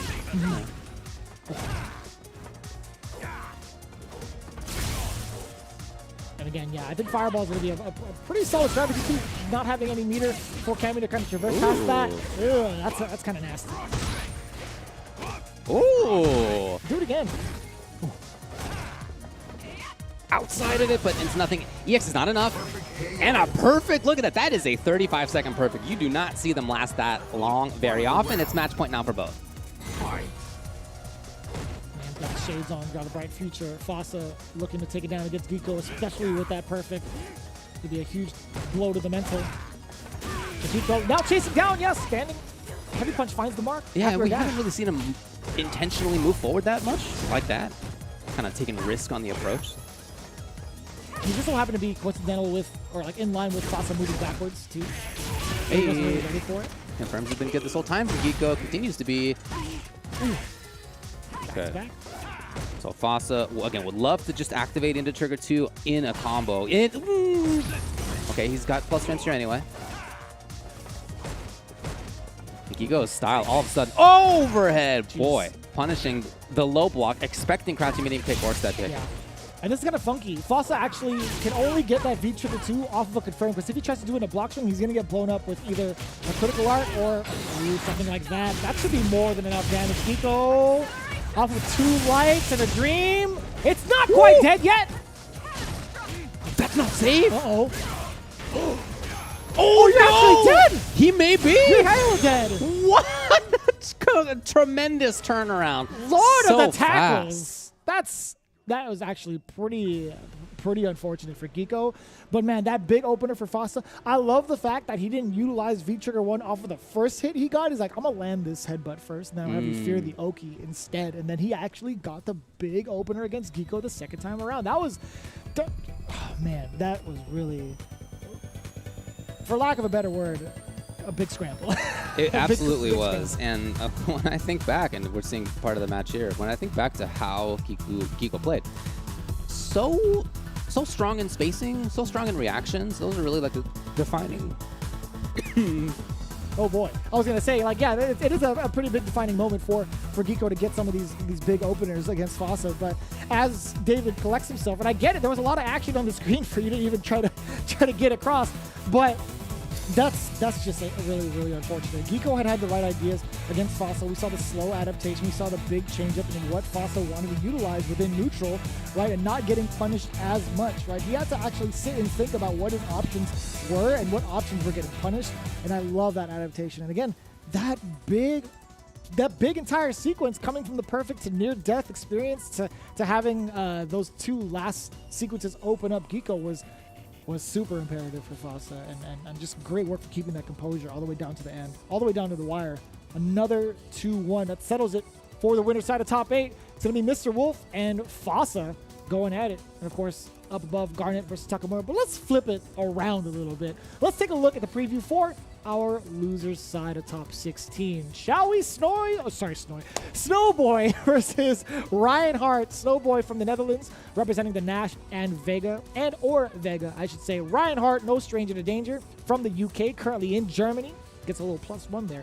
Sagat, Urian, and Ken. Thanks to him, we didn't have IDOM on the winner's side of EVO. Instead, we had him on the loser's side. Thanks, man. Yeah, Appreciate of course. Ryan Hart got 33rd at EVO this year. Amazing run. Yeah, 43. No, he's been around forever, man. He's been one of the best all-time fighting game players in the world. There's no doubt about that. He's in many people's top 5 when it comes to that. Personally, in my top 5 when it comes to that. So, I talked with him after he finally lost at EVO. And when he lost, it was to some stuff that he just wasn't that familiar with. He, in his mind, what he told me was, if I knew what that character did, I would have creamed that player for sure. Oh, yeah. The word he used was creamed, Jeremy. So that's like, that is a quote. So that's the kind of player that he is. He is such a talented player that he doesn't even need to play this game, buddy. And he can still take down IDOM and then make it to 33rd at EVO. So very, very good player. Anyway, you guys know who Ryan Hart is. He's currently 4th in points in the Germany World Warrior. Let's hear, though, from Snowboy. Oh, more about Ryan? Ryan is a veteran player with years of fighting game experience. This will be a tough match So Snowboy has lost to Garnett, who we talked about before. Garnett's in winner's side still in top 8. Currently first in points in the EU West, so definitely one of the strong players in the region, no doubt about that. So to have lost to Garnett, I think doesn't necessarily say too much about like what Snowboy's level of skill is going to be. He's currently 7th in the EU West World Warrior, so looking strong himself. Most recently placing 4th. I mean, he's playing against like a wheelhouse of players that we currently see in the top 16, right? Hailing from, or like some of the players from Italy. You have to face off against like Geeko, Garnett, etc. Like it's going to be a very, very familiar circumstance for him if he manages to take down Reinhardt first, right? This is going to be the biggest challenge. I feel like Reinhardt's actual quote should be the one he told Rip over in one of the World Finals. I've won more tournaments than you've even entered. Yeah. That should be his quote forever and ever. Yeah. It's hard to beat that quote, and that is probably true. Even though Rip's been playing for like 20 years and has also like won a ton of tournaments in the Evo Finals and stuff, that's probably still true. Yeah. So it's probably still true of almost everybody in this tournament too. But whatever, enough about that. He's good. All right, fine. Reinhardt is a pretty good player. He's really good, man. He's chosen Sagat, as he often does. Really, really strong Sagat player. I'm interested as to why he chose Sagat in this match. I guess I'm not an expert of either player, but I would imagine that this is a tough draw. Just the mobility of Claw, V-skill to get through firewalls we've already seen. His jump speed's fast. He can actually do a lot of damage if he gets the proper jump-in combo as well. So, I don't know. Reinhardt in the corner pretty fast. And then how many throws did Reinhardt just take? You talk about being fundamentally sound, but there's also a little bit of stubbornness to it, right? Yeah. He understands the risks and rewards of certain opportunities or certain situations. So if he deems it too risky, he's just going to sit there and take it. Wake up 4-framer into, well, not a whole lot. A Snowboy backs off.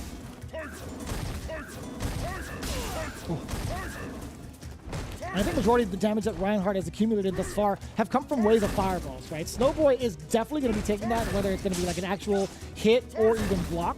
Like chip damage, because look at that. Yeah, he gets to corner Reinhardt now. And again, majority of the damage from Snowboy came from throws. It was throws, and it was getting like through fireballs. With V-skill, with V-trigger, Reinhardt backed off pretty fast into the corner, and I get it. Like it's just hard for him to again another anti-firewall move. This character just has a lot of tools for that. Oh, and that's going to be a big switch up for Reinhardt. A little bit off the mark, but he still manages to nail. No, he puts himself right back into the corner against Snowboy. Ooh, that actually sucks. Trying to get an EX wall dive? Yeah, maybe EX punch to the other side. Oh, right, that makes sense. But yeah, it's a little gimmicky. But as far as the solid stuff goes, Snowboy's been fantastic. Spacing's been good. He's found a lot of hits in here. Yes. Punish on that. Airborne Rose. Reinhardt is a dangerous man, though. He's got a lot of tools. Yeah. If he finds the hit, it's going to be for the kill. Oh, maybe not now. He's giving up super. Give him the cannon out. Yeah, Snowboy actually is severely limited now. No longer having that claw. Also taking a little bit of extra damage peppered in. So these fireballs are going to mean the world for Reinhardt. He did go in. Wow. I think Ryan expected that Snowboy would not after that jump light kick. I think maybe Ryan pressed the button, tried to get out in some way, expecting that his opponent would not press the button, but Snowboy went in. So I love Snowboy's style. I thought he played that fantastically, even as some of the rounds were close. I wouldn't be surprised to see Ryan switch, but we'll see what he does. Seen a little bit of a deliberation. I mean, it would have been the rematch. Okay. I mean, to his defense, as you mentioned, it was a very close game. So, I mean, sure. If he feels in his heart it was a very, very close set, it's like, why not stick to it? We'll see what he's learned about it. We'll see what the adaptations may be. Swinging a little bit more with some of the special normals that Sagat has, right? Hasn't been really focused on the fireball game, but that allows Snowboy to move on in there.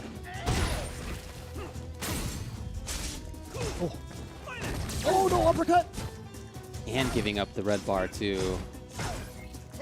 Bad spot for Ryan. That plus frame, half screen normal, and stand strong with the claw.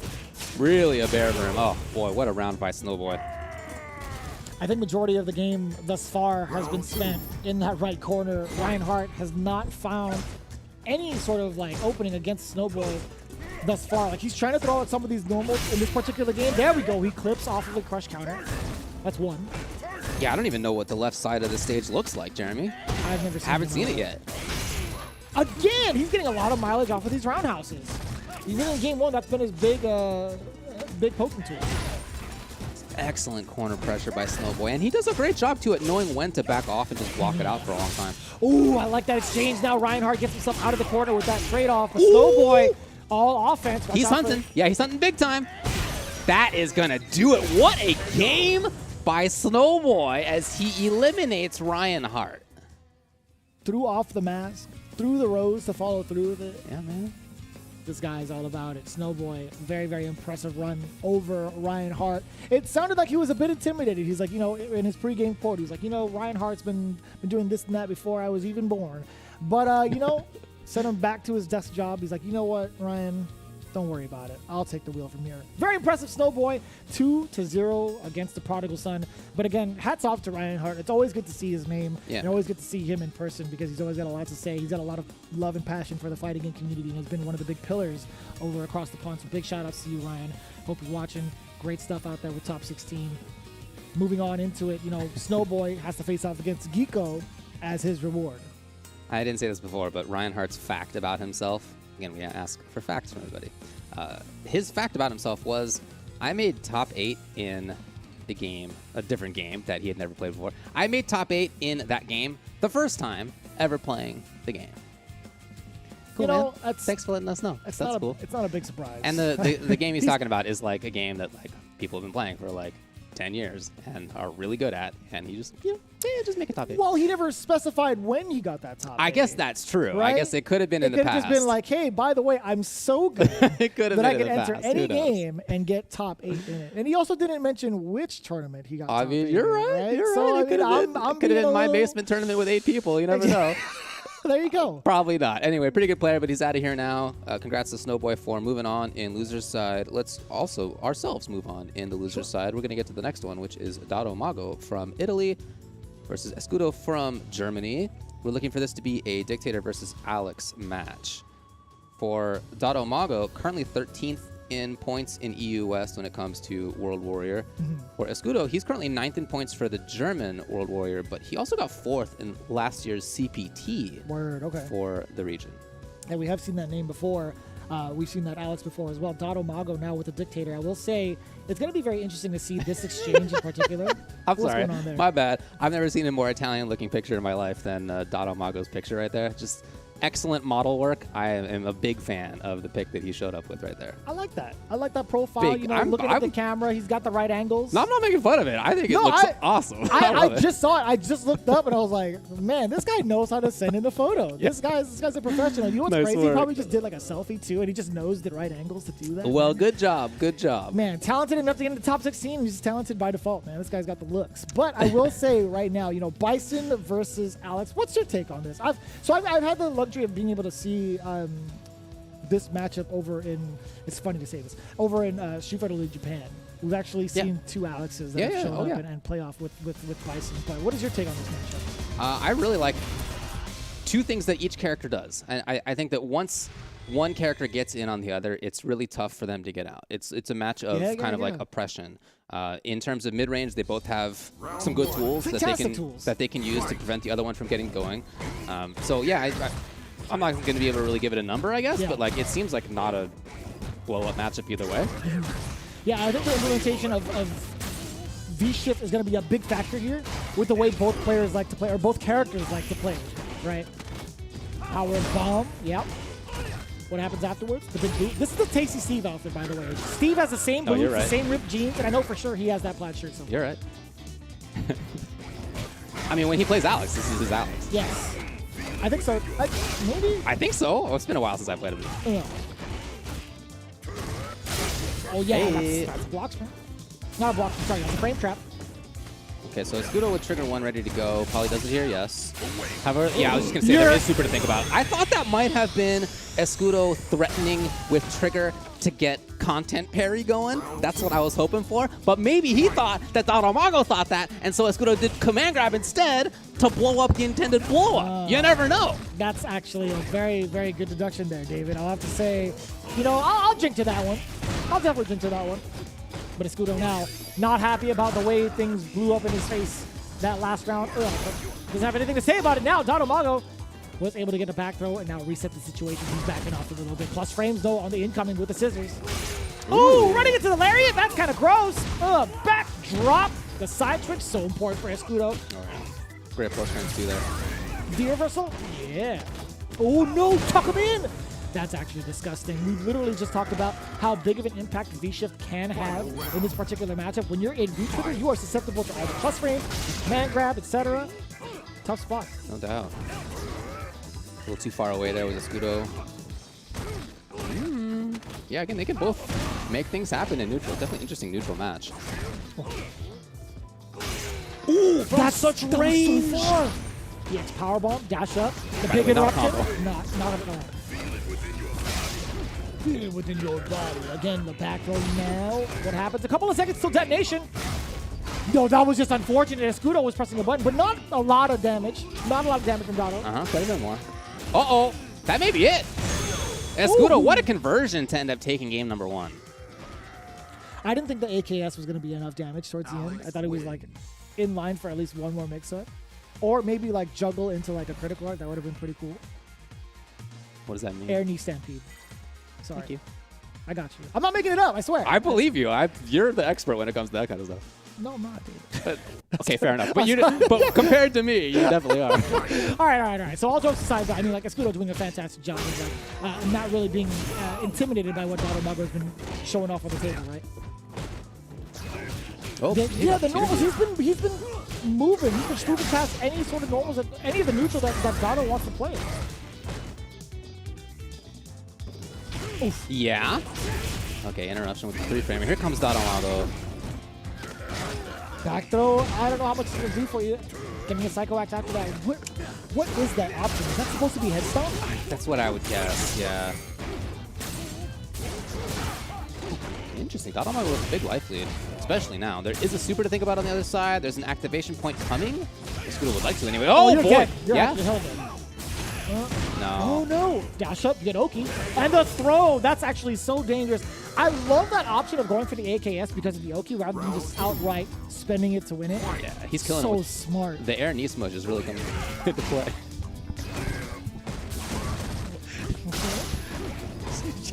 Smush? Come on, man.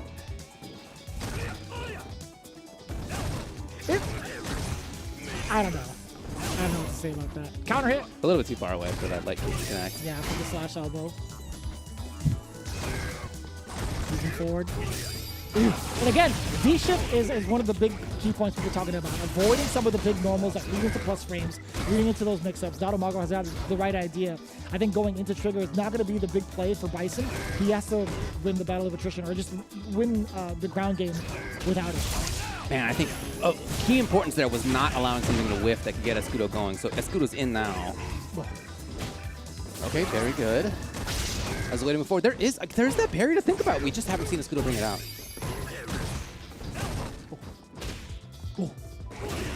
Yes. Oh, he ran into the lariat! Dude, that has been so effective for Escudo. Guess You're for within game, range. guess for match. Oh, boy! No! What a specific read! The super specific option out of Escudo right there against somebody who had knockdown, was dictator with corner pressure, who had V-trigger for activation point, which would have been big plus frames or just the outright win. Any meaty button would have done the trick. It just Escudo had the right call, and he's going to move on as a result. You know the name of that move at least, right? What's that? The EX that Alex just did. You've definitely been in the realm of that move existing. Actually, for both moves, really. It's his SA3, man. Stun gun headbutt. I think it's called head crushes. I don't think it's called head crushing. Am I making that up? Yes. Okay. Well, I don't know what to tell you, Jeremy, but stun gun headbutt, I know. Stun gun headbutt, I know. And he basically woke up with the equivalent of stun gun headbutt in Third Strike, which is, if you've never played that game, not a great option. But it sometimes is the right call, and it's just like his very last choice here was the right call. So shout outs to Escudo. Again, really good player. We've seen him in the past make deep runs in CPTs. He got 4th last time. He's currently 9th in points in World Warrior for Germany. He said, I started playing Street Fighter with SF5 Arcade Edition, and I only have been playing Alex since. No way. Yeah, so very impressive that he had got up to speed so fast. Because again, it's not like he's just got good. He's been good. And there you go. He's one match away from making your top 8. How old is he? Did he say? I forgot. He did say, but I don't remember either. But either way, yeah, that's quite impressive just hearing that. Like you've come into the game, it's like, this game looks kind of cool. This character looks buff. He must be good. Yeah, I mean that's you're looking at me as if I make my character choices in that way. I know some people who do. I do, in fact, make my character choices in that way. The way the characters look matters a lot to me. And one game that I think that they look great in, true story, is Street Fighter Duel. Oh, yeah. I think the art in this game is super cool. And, of course, where I'm living, I'm from the future. I don't know if I've ever told you that. But in the future where I live, this game's out. And so I'm able to play it, and I really appreciate the art in the game. That is not a joke. That one is for real. It's very pretty. If you haven't played it before, well, maybe wait for the future where I am, or be in China. I guess those are your 2 options, because the global version will be coming soon. The Epic Legend will be reborn on mobile. Download Street Fighter Duel now, and let's fight for each other and join the journey with millions of players to become the best fighter. When we reach the future, you guys let me know. We'll play. And you've seen the character selection. You've seen the roster a couple of times over. Yeah, I feel like in this ad, I don't know if it's finalized, but I'm very much so looking forward to it because it is the roster of, like, I think pretty much Street Fighter 4. I mean, you see the font in the top left. That's pretty much the Street Fighter 4 font. And I'm excited for it. I want to see how they take this IP and kind of spin it into kind of like a mobile game, like in terms of like maybe like an RPG-esque kind of game. You're using a future tense, but where I am, it's the past tense. The game's out. It's been out. So maybe when you get to where I am. Maybe I should just look it up on YouTube then? Maybe when you get to where I am, you'll be able to do so. But what you can do right now also is get yourself ready for the next coming CPT event if it's in your region. The Middle East registration is going to be closing very, very soon, October 24th, ladies and gentlemen. You do not want to miss that, especially if you're a part of that region. The Birds, I'm looking at you guys as well. Make sure that it is known that this registration will be closing very soon. The pre-show is going to be happening at 5:30 Pacific. The stream happens at 6 a.m. Pacific on the following dates, October 29th and the 30th. For more information, hit up capcom.us/ME for Middle East. All right, there you go. We've seen a bunch of this top 16 so far. Again, we know who is our winner's side for top 8 tomorrow. We don't yet know who's going to be in that loser's side. We have a little bit more work to do before we're going to find that stuff out. So make sure that you stick around. We'll be back with more in just a little bit.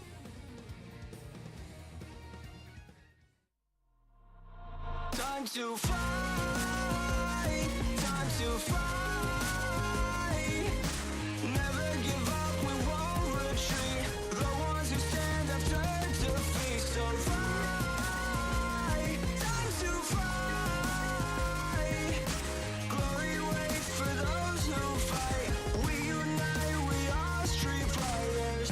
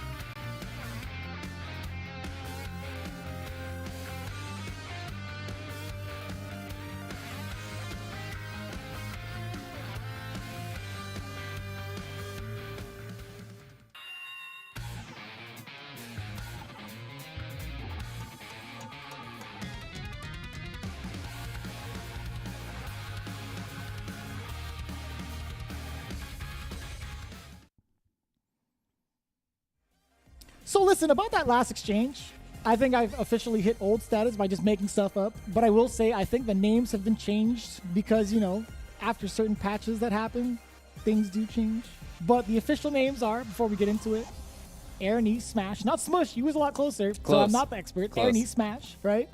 Air Stampede is like the stomp, and then it's actually, what was the third one for the headbutt? Head Crush. It was Head Crush. Nailed it. See, I'm of the old school legacy where it's like, it's called Stun Gun Headbutt, so it needs to stay that way. Old Jibba, school jabba, jabba, Jeremy. jibba. That's what it is, man. I'm mean, part of you the were old there. school now. Yeah.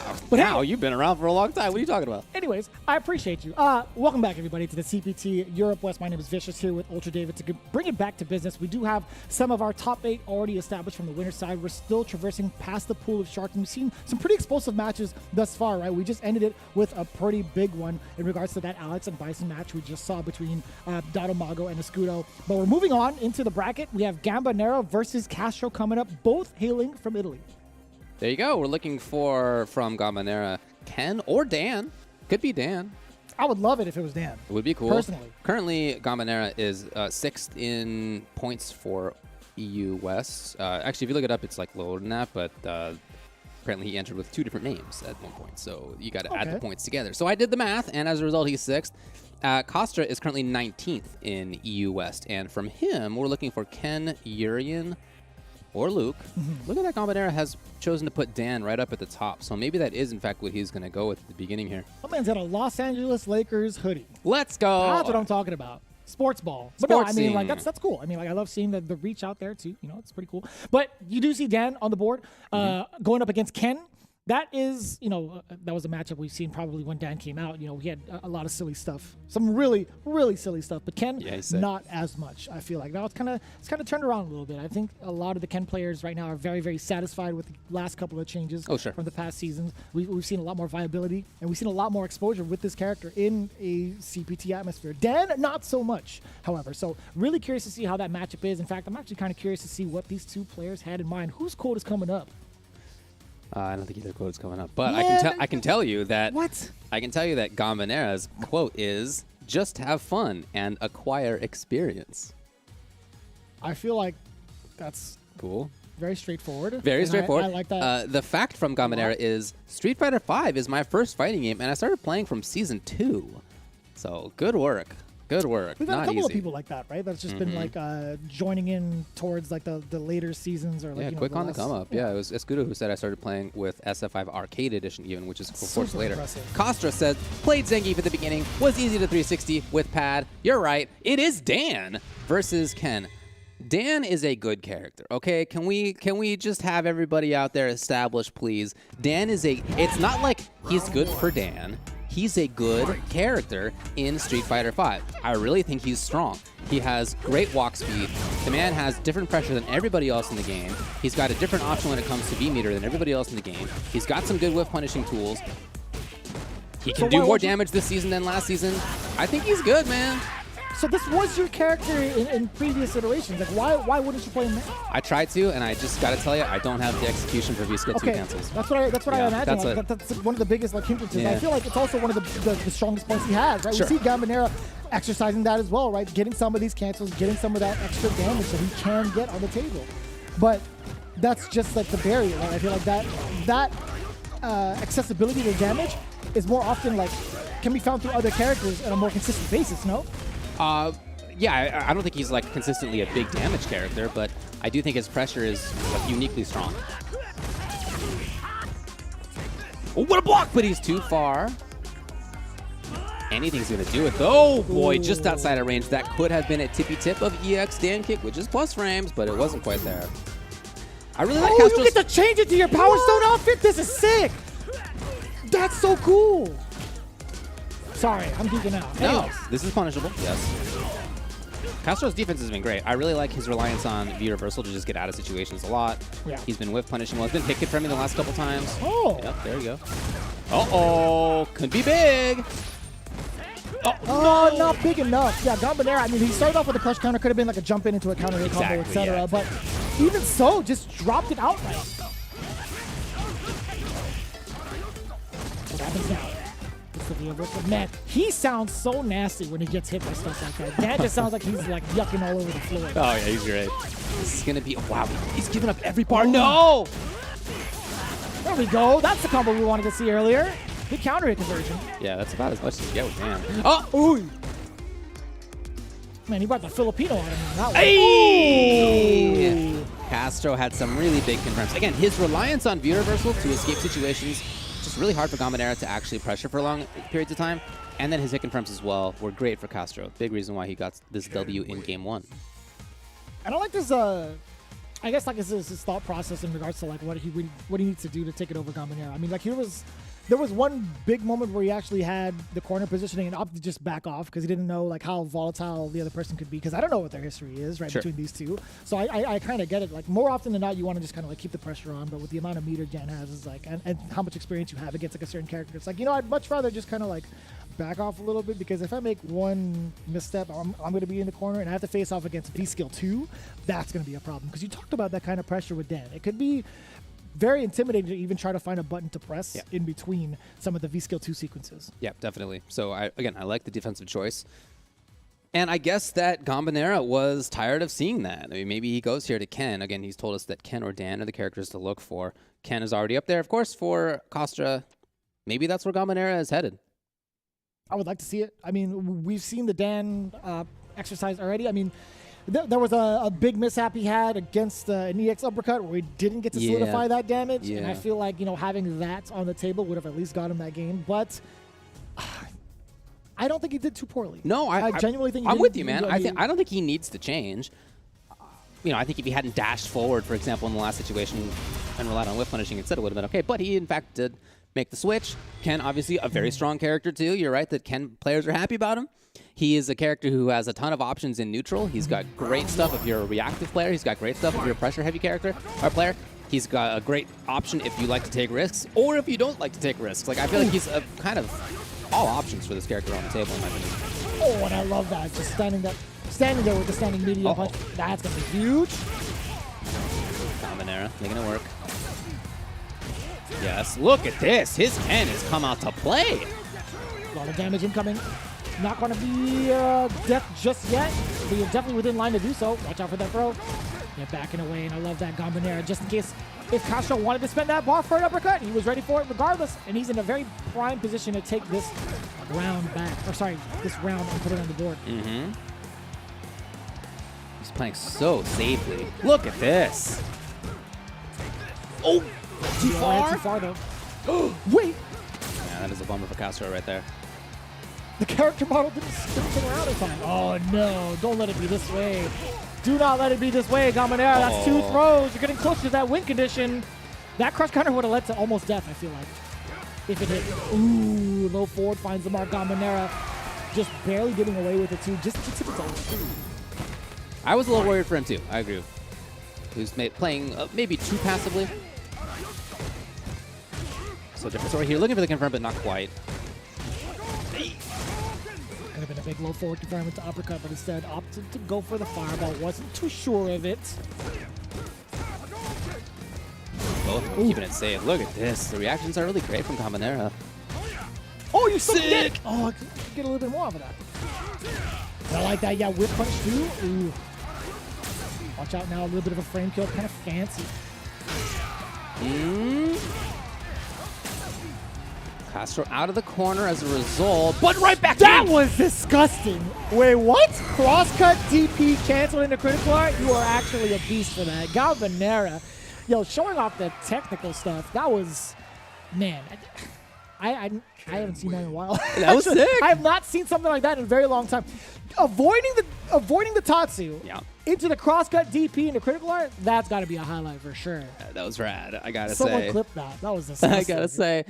Yeah, Gambanera's game in general, or are we in fact going to have a switch from Castro as a result? Maybe. Maybe these two players know each other so well that they're like expecting a whole wheel of options character switch thing. We'll see what they come out with. Castro also told us he can play Urien or Luke, so we'll keep an eye on what his choice is.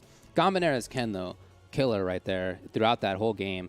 The only time when I was worried for him at all was when he was maybe too passive at the end of the second round. But other than that, great forward movement. He had great whiff punishing. That's how he got the corner in the first place with Stand Strong into Tatsu. He then had excellent corner pressure. He then had some defensive choices that were great when he needed them. The anti-air DP that you identify was one of them. So I loved the Ken overall. I thought he was very strong with that. Yeah, I think going forward into it, I think there might be a character switch coming in for the side of Castro. We didn't really get to see the way that he played from game 1 into game 2. It didn't translate well seeing another Ken on the screen. I feel like there was a lot that was preventing him from even playing that neutral game well. It's just Gambanera might have outclassed him, but now we're outclassing the characters straight up. We're actually picking Luke to go ahead and do the battle now. As much as people like to like meme this character, I still think, to be honest with you, Luke is absolutely strong. But it just has to be piloted well. What just happened? We went from a sunny day to a very gloomy atmosphere in the blink of an eye as soon as we talked about the tier listing. There you go. Directly into the weeds. You got Gambanera pressuring in the corner yet again. Interesting wake up. What a challenge. What? Oh, okay. Yeah, why not? Okay. Why not? Both players are actually swinging at each other, and I feel like there's a little bit of hostility. Gambanera trying to be outside. Oh, jump early, fierce. Yeah, that reduces the arc significantly on the way down, but Castro is still able to like get an uppercut off of that no matter what. Ooh-wee. Too early, Castro. Oh, no! Missed the link. And that's tough, right? Like, Luke, we've talked about this being a very strong character, but you have to be able to pilot it carefully. Yeah. Flash Knuckle leads to a lot of damage if done correctly, if timed correctly, but in an online atmosphere, I get it. There's a lot of liability there. There you go. Loki will come. Yes. Just like that. Oh, he almost had the corner. Gambanera busts out. Oh, good anticipation for the EX Sandblaster. EX Tatsu just right over, and Gambanera had made that choice very clear before the Sandblaster even came out. Gets the forward throw. Yeah, after taking a risk on medium roundhouse. Castro now, would like to escape the corner, and he does. Ooh. Oh, again, just getting past the thermal barrack. Yo, Gambanera's made all the right moves around some of the EX projectiles, and that's just enough damage. Is that the last hit? Yeah, it is the last hit. EX uppercut. Gambanera making the switch off from Ken and making it work big time. That is how many rounds straight? That's got to be 4 rounds straight. Yeah, once you switched to Ken, it was really all over. That was, again, great pressure by him, great neutral game by him. He didn't take too many risks, but the ones that he did take were like pretty startling in some cases, which were cool. I'm thinking about like the whiff into his own Fierce DP, for example. Yeah. That really seemed to shut down some of what Castro would like to do. And so I love what we saw. As far as the Dan, yeah, he missed some stuff here and there. It wasn't, I think, quite what he wanted it. I don't even know if it was the character matchup he didn't like, or if it was just more like he's got the comfort with Ken, because his Ken seemed very, very comfortable. I'd have to imagine that last instance specifically where he was trying to get that punish, he just missed an opportunity for a fancy V-skill 2 combo. Right. I think that was it, and then he didn't want to like mess around with it anymore. I hear you. Even if he won with Dan, he was still going to be susceptible to maybe like a counter switch, right? So I think, you know, hedging your bets with Ken was going to be the play for Gabanera either way. So, and again, very impressive stuff. Very good anticipation for the fireball and a couple of reactions peppered into it, right? I think, you know, that's something you really need to have against someone like Luke, because that Sandblaster is so hard to react to, and even more so trying to walk and block it. Okay, well, it is going to be a Gabanera moving on. So we now know most of the round 2 losers matches. We have one more match in round 1 to figure out. It's going to be Riso versus Akram. Akram Quad V versus Riso is going to be pretty interesting. You know, Germany and Switzerland. Actually, Riso's from Germany. Akram is going to be from Switzerland. It's going to be Luke Nikali being represented for Riso. Nikali, I would love to see. And then for Akram, Lucia or Colleen. Right, right. As far as what Akram's fact is, it says, I destroy a lot of buttons. Usually heavy punch with Colleen and medium punch with Lucia. So I hope he means that literally. I hope he's out there like actually blowing up his own buttons. Some people play that way. He also said his quote is, I'll do my best with my low tier characters. And I appreciate that he added the lol afterward, because if he hadn't, I would have inserted it myself. Because neither of these characters, Lucia nor Colleen, are bad characters. Colleen won a pretty big tournament not too long ago. Did you hear about Evo? Did you hear about who was the guy from Japan? He was from Japan, right? Little old character called Colleen who ended up taking Evo. So pretty good. And then on Riso's side, he says, fact, I usually play when kids are running around me in the living room, which is pretty cool. Oh. That's very cute. The dad power up. I can't imagine like the kids like cheering you on, like, yo, beat him up, dad, like go for it. That would be like, cool, yeah. I would love to see like maybe his kids like start commentating the match. Like, yeah, dad probably shouldn't have thrown a fireball there. I That think, would you be know, sick. dad would have been a lot better off just getting the throw. He needs to back off, dad. Oh, man. Just chill out. Backseat playing, Yeah, huh? that'd be so cool. His quote is, never seen my next opponent. So it's going to be interesting. So no player familiarity Into a here. blind, yeah. I mean, like I feel like there's been a good amount of players that have seen each other in World Warrior events or even like maybe online locals. But you know, Riso and Akram, that's going to be very interesting to see. You know, Germany and Switzerland, I don't really get to see a lot of players from Switzerland as often, but we've seen a good representation from Germany at least. But we see the Luke coming in from Riso against Akram with the Lucia pick. And you know what's funny? Like we talked about the Evo champion. He's actually been using both of these characters as well. Yeah, yeah. I really like Lucia, man. I think she's so strong. I don't think that she's like a top tier. She's not as strong as Luke, I'll tell you that. But I do think that she is like legit really strong this season. I feel like one of your counterparts would say otherwise, but I'll tell you what, man. I think doesn't he think that she's good now? I don't even know, man. It's Twitter says otherwise. Okay. Going into it now. Stun is a factor. Look at this. You see what I'm looking at? One grab's. Oh my god. And Riso was Look at worried the about the damage. grab as well. He still gets to go. Oh, and the reset. That's 2 resets. I gotta say, Akram doing a fantastic job with this character. The damage output is so consistent, especially off of lows and V trigger. Yeah. It's very, very similar to what Cody can do, which has been he's been highlighted a couple of times. But yeah, everybody in Metro City, I feel like, has that light kick or the light buffs. Look at this. Into the corner already. Plus here. That Fierce I really respect. Super good button. Crouching medium kick I think is really strong too. Okay, Riso buttoned out. It was the right idea. Oh, opting not to use any sort of the V gauge. In fact, actually got caught with with a throw. Wanted to get EX run into activation, but sweep as a start is pretty good too. No check on the dash. It's one of the big tips that Kawano said earlier on Twitter. One of the ways to stop Luke. Check the dashes. Yeah, end up -2. Again, they're both gone. That's gonna be just fine, but no, yeah, that advancing normal is really so tough to even like try to hover around. You have so many things to look after, and when you have to play this matchup, like the fireball, the go forward, the mediums that move forward as well, and that's a lot of damage already. Yeah. And I think more so the corner carry is what's impressive about Lucia. Yeah, she's super good at corner carry. And then great corner pressure too. We saw some standing resets before, but she's also just got plus frame stuff that's nice. Or this is not plus frame, that's actually minus, but you're at a range where it's a nice spacing trap. Ooh.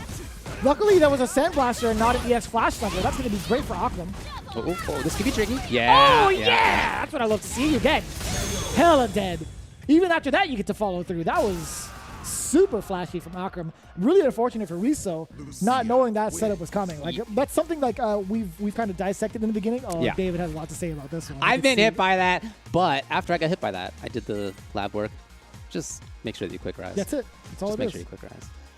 Yeah, so that's why I was just like, yeah, that's definitely something that Riso hasn't really been accustomed to just yet. But once you get hit by it once, it's like, what are the options? You think about it very quickly. Yeah. It's just quick. Riso doing a good job there at backing off. That was sick. Yeah, that was great. Yeah, you got to do that preemptively. 100%. There's no way you're reacting to the sandbags like that. Oh, you're still punchable. Ooh! Stuffing out the run entirely. Here we go. Here we go. Riso's first extended strong series of pressure. And just right back into that pocket. The V-skill actually finds the mark. Akram, plenty of time to walk forward after that. And look at the carry, David. From literally one corner to the other. Pretty With good. a good amount of damage and some V-trigger left to pepper in. Uh-huh. Off of a confirm is going to be huge. Half stun. Not quite you're there. Oh. Yeah, you're in there. Potentially one hit for the kill, depending on what it is. Back throw will do it, actually, for stun. Hey! It's match That's point. so good. This character's so good. Both characters are very good. But man, Lucia, ooh.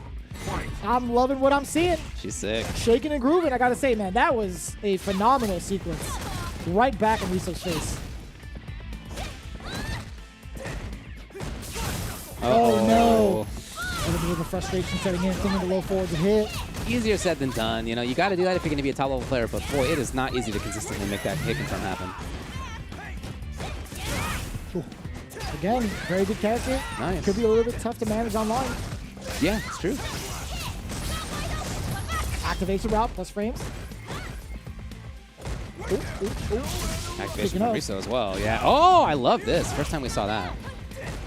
Oh, but puts himself right back in the corner. Oh, that hammer fist, that jumping fierce. I don't know how big that hitbox is, but I'll tell you what, it was the world for Riso. Now getting himself another shot at life. That round was so imperative. He had two really big forward dashes there. I think that was a huge part of why he took it. Both to get the grab to start things out, and then at the very end there to seal the deal. Yeah. Man. He's doing a much better job at playing with his own spacing. Harder for Akram to know where to look for that loop. Oh, that's huge. You get the flash knuckle by default. You got the perfect one off the wall. Hey. A lot of damage. We've seen Akram come back from this before, but not today. Not again, I should say. I just realized, yeah, Riso is wearing the Gyogun outfit. I see. But yeah, no, that was an impressive sequence. Immediately after putting himself on the board, I think like his offensive options have been a lot cleaner. Yeah. Finding the options to go for that V-skill one as well to kind of get that carry, the opportunity to carry off of a flash knuckle was really good. You know, knowing full well that Akram was going to be going for like fireball. He stuffed it out twice, by the way. Punished the startup of it with a target combo, and then also backed away from it just to get a V-skill. I love that exchange. I'd much rather get that exchange, like get a V-skill one off, and then try to do some sandblast with it.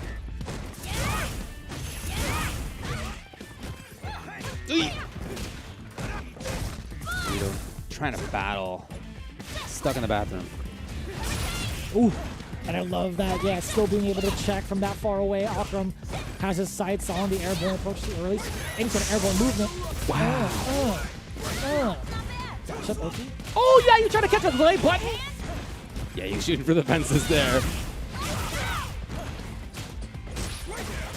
And I love that option from Riso. Not susceptible to a throw bait anymore. But that's got to be intel for Akram, right? Not quite at the range of that link. Surely just the trigger hand, yeah. Oh, boy. Are you dead? Oh, that actually might be. It's going to be close. It is! Oh, my God. That could have... I mean... Yikes. Who could have called it? And that was a very, very close one. Riso now on match point. A lot of these matches have been very, very close now. Yeah, I think, you know, Riso had moved on in there to get the punish on the slide. Just unfortunate for Akram. Oh, boy. Just killer spacing traps out of that stuff. Patience from Riso. Okay. Akram. Is it enough? It's not. Oh, but there you go. And maybe able to get the kill here. Spinning the bar, you're going to have to. What? Another reset? We'll see if that pays off. That's meaty. Oh, you're dead. Hell no. Good choice. Yeah, standing medium kick, very risk averse. Such a long poking tool. You don't get anything out of it unless you have that trigger, which he had. So very smart decisions there from Akram. Ooh. Oh boy. That's huge. Already at risk of stun is Riso. Big That's whip punish! unfortunate. That may be, oh boy, that's actually best case for Akram. If he finds anything, it's going to be for stun. And I totally understand that. Riso sniffing that out does get the side switch. Now he's wary of it. Oh, he could take this just like that. He can throw. Ooh, wiggle punch from Akram. Are you going to build enough meter? No, not quite. V-Skill 2. Oh, sorry, V-Trigger 2. My God, look at the damage. You're dead. You're hella dead. Akram caught another button from Riso. Again, that's big intel. We've gone for the throw bait at least 4 times over on Wake-Up from Akram. Riso opted to press a button for the last 3. And now that's going to be the way he goes down. Akram is going to be our winner. Quad V. Actually, how many? Yeah, that is actually kind of correct, right? 2 Vs and 2 Vs earlier. All right, well, nice work. Nice work. It's intentional, right? Nice work. Again, I really respect that character. I think that she's quite strong, and I loved a lot of what we saw out of Akram's way of using her. For Riso, as on the Luke, I felt like he began waking up a little bit in game number 2. You know, I'm not sure if it was nerves or what, but at the beginning, the first game, maybe just character matchup unfamiliarity in some cases too. But as it went on, he challenged better, and he found more opportunities for himself, and his movement was better, his spacing was better. It wasn't enough ultimately, but I do really like that he made those changes at least.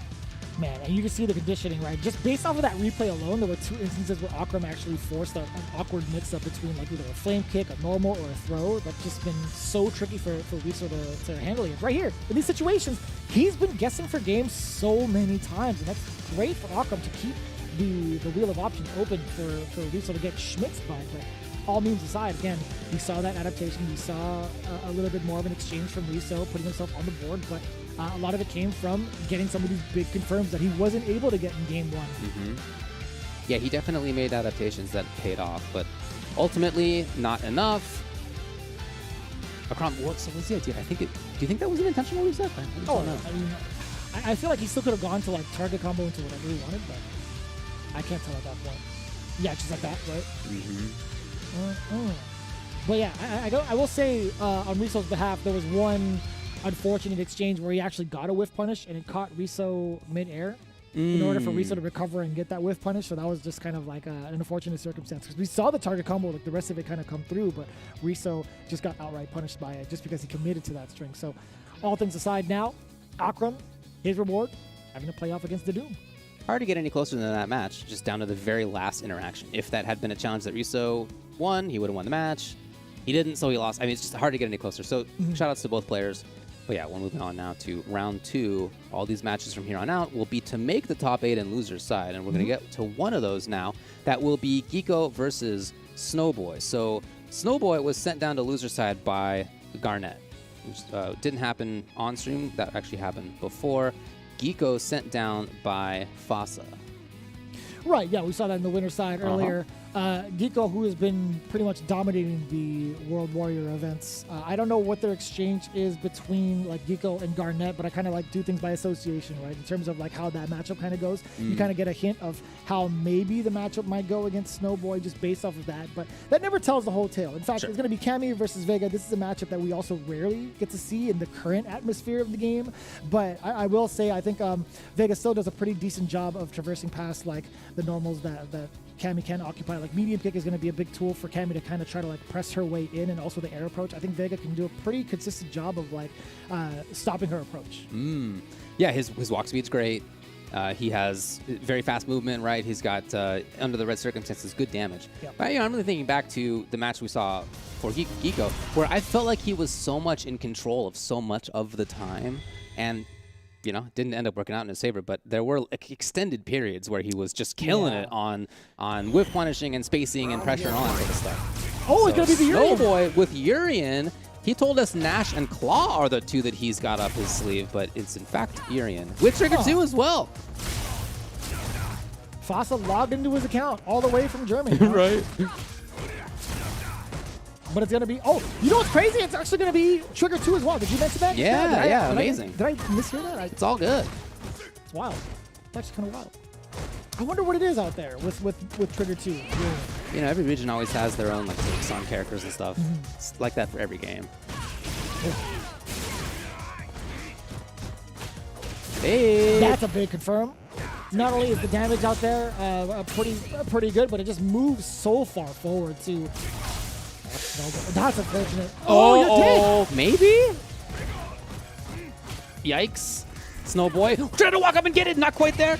I thought you were dead. 2 triggers in a round. Geeko misses. That was 2 counter hits too.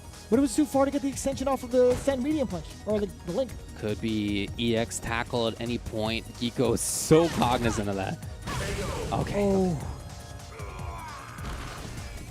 So the second trigger is the one that does it for Geeko.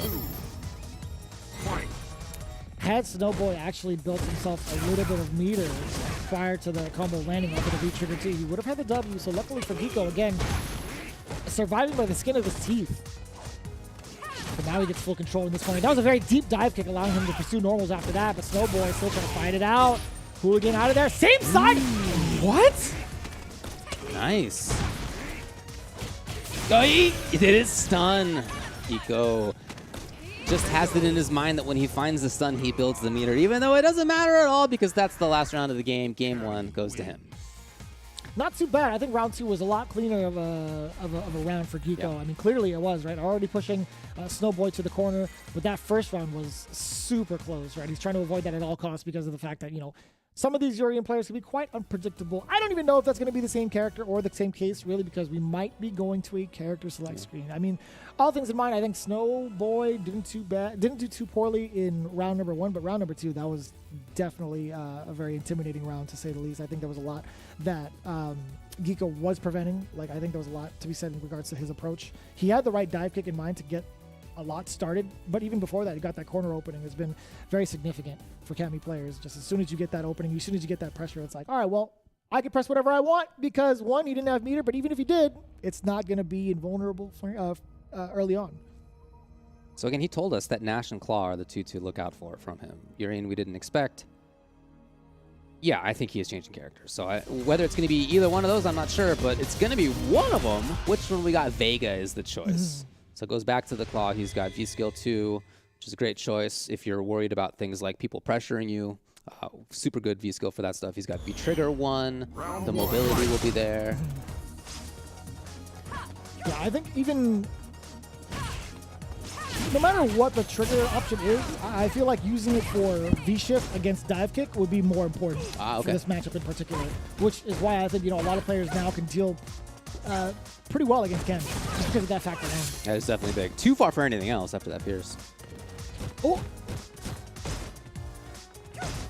So regular jumps has been the name of the game for Geeko so far. Okay, Geeko confirm. Oh! Just getting rid of all of that. He had to make himself safe or else he would gain damage. So we totally get that. But that leaves you susceptible to the airborne approach again. Yeah, and now without V-Reversal or V-Shift to think about, we did see the dive kick come out from Geeko. So that's the thought process. Man, there's just not enough stamina on that claw to stay on, which is it's made out of metal, man. Come on. But the strap isn't. You know, that's a great point. You have solved that conundrum for me that I've held for many years. I got you, man. I guess the same could be said with the mask, right? Like, you know, you beat him up enough, he either gets a bit bent out of shape so it's uncomfortable on your face. Yeah, sure. I can't speak English today, David. Ooh. 25 on the clock as Geeko has done a great job at just whittling down the time. You could have actually gone into... Was that counter actually? I had to look at that again. Challenge with the 3-framer. Hey! It's not going to kill, but man, huge life lead. Look, Claw, if he finds the right hit, he does big damage, but I don't think it's going to be easy to find that right hit. Yeah, here's Geeko just skedaddling, finding the hit, match point. Skedoodling all over. I got to say, like, even with the amount of V-Trigger left, I think Geeko could have finished it with the uppercut. Not a lot of scaling involved. I mean, like, it is a into-trigger combo, so I get the scaling is there, but, you know, still worth a shot. Oh. Back row now. This is working really... Okay, yeah, I forget. Cammy can't really get anything off of throws. No. So long as she's still, like, within, like, outside the borders of the corner. Yeah, man. God, the air approach has just been killer. I mean, obviously a classical weakness of Claw. Not great at anti-airs. I think the inclusion of, like, you know, air throw made it a little bit easier to contest, at least air to air. Comes out pretty quickly. Oof. Man, I talk about the normals that Vega has. I always forget about that standing heavy punch. Oh, so strong. It's so good. Aye. And in a super. You got to think that's it. Oh, more than enough. Without a doubt. That's going to be, yep, Geeko all the way 2-0 against Snowboy. But I will say, in regards to Snowboy and his performance, Vega may not have been the choice. I will say, like, his Urian was pretty up there. I think it did an amazing job. I think there's a little bit of a timidity with Vega, not being able to throw out the right normals that he wanted, not within the range that he wanted to play at. Because even if he wanted to space himself out for something further, like maybe like a forward fierce, I think he would have been like, walked down to the corner a lot sooner. So I get that, right? Not being able to utilize what he wanted to with Vega. Well, he tried 2 choices and neither one worked out. So it will be Geeko who makes the top 8. First one on loser side to do so. You can see the remainders will be MDZ Jimmy versus Escudo, Valwing versus Gambanera, Dedum versus Akram. Got some good ones coming up. Without a doubt, it's going to be coming up very, very soon. We've talked about this plenty of times. I think that's going to be David's favorite thing. Favorite thing to say pretty much every single CPT. But fact of the matter is, from the future where he's from, the Capcom authorized mobile game Street Fighter Duel is actually available for download in China or wherever he's from, with a global version coming out very soon where I'm from. The epic legend is reborn on mobile. Download Street Fighter Duel now and let's fight for each other and join the journey with millions of players to become the best fighter. Let's talk about these tracksuits as well. Something we've been talking about on the CPT here. It's been really cool to see them in the wild as well. So the event's winning character will unlock the tracksuit costumes for everybody else. So it's time to root for the players representing your favorite characters to get these new costumes for free. You can also, as you read on the right there, purchasable with fight money as well. As far as which characters have already done the thing, we got Luke, Falk, Dalsum, Jury, Cody, M. Bison, Colleen, Boxer, Seth, Karen, Nash. So a bunch of them have already been unlocked, but hey, we got more folks hanging out in this top 8 who maybe, if you want to see somebody like a Fang or a Ryu or a Falk or, there's many characters remaining in this who have not been yet unlocked. So please root for them if you are interested. Potentially an Akuma. Could be. Absolutely. Character we rarely get to see. Great choice. But as it stands right now, we're still trying to determine who will make it into the top 8 from the losers side. We will catch you a little bit after this break to figure that all out. Actually, we have, 3 matches remaining, but without a doubt, it's going to be exciting. We see the character diversity. We see a lot of these players popping off too, so we'll see how that plays out with the rest of losers after this break.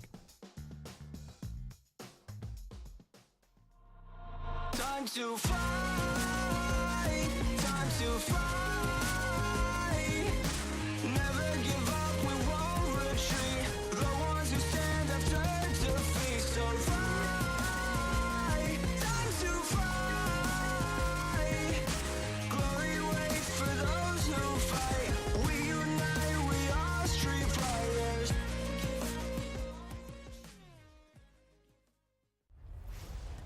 So then, you really want to go through the trouble? Fine.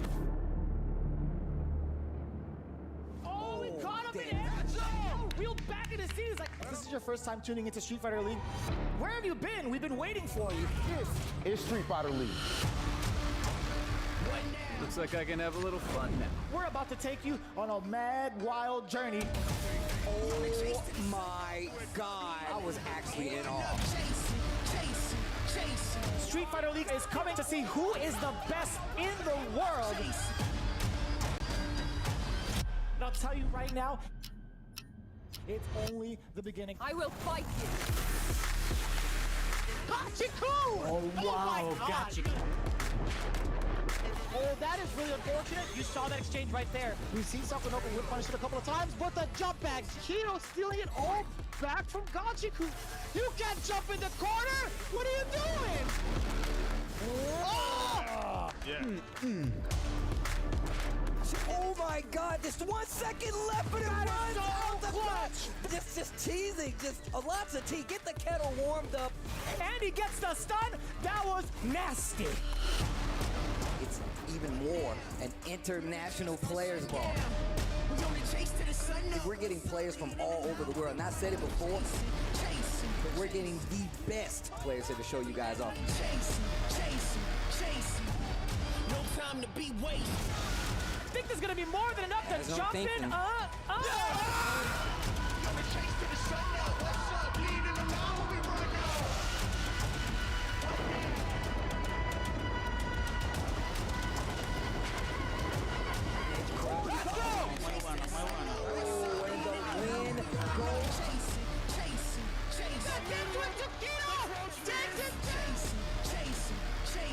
There's no escape. That was actually broken. That was actually ridiculous. Can I get the digital scissors on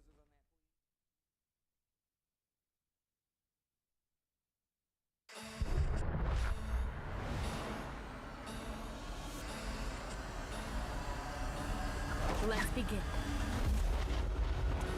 Look, if you're at home watching, please know that you're watching history right now. Best players in the world. This is a dope set of Street Fighter. Ladies and gentlemen, if you are looking for the pinnacle of Street Fighter V, look no further. Sometimes I hunt for the Look at the crowd going mad. Oh my God. That's gonna do it. Gachiku got it. He is your champion. Hold up. Hell yeah. Oh no! What was that? Clip that. Was that the That was so sick. He is your back-to-back champion. Ladies and gentlemen, the new guard takes out the legend. This one is where dreams are made. I said USA invades the stage here. And I cannot express how much this means to But this morning I chose to wake up. Everything. There's no escape. Anything. Everything. I swear I'm ready. Let's do this. Bring it on. It's not enough. Let's party. Everything. Tell them I'm ready for anything. You have just tuned in to the culmination of years of work. Rest the other way. Somebody call an ambulance. Not for me, but for you. Is the best, without a doubt, Street Fighter V player in the world. So don't you ever think y'all gon' back me down. Woo! Swear right now I'm ready to fight.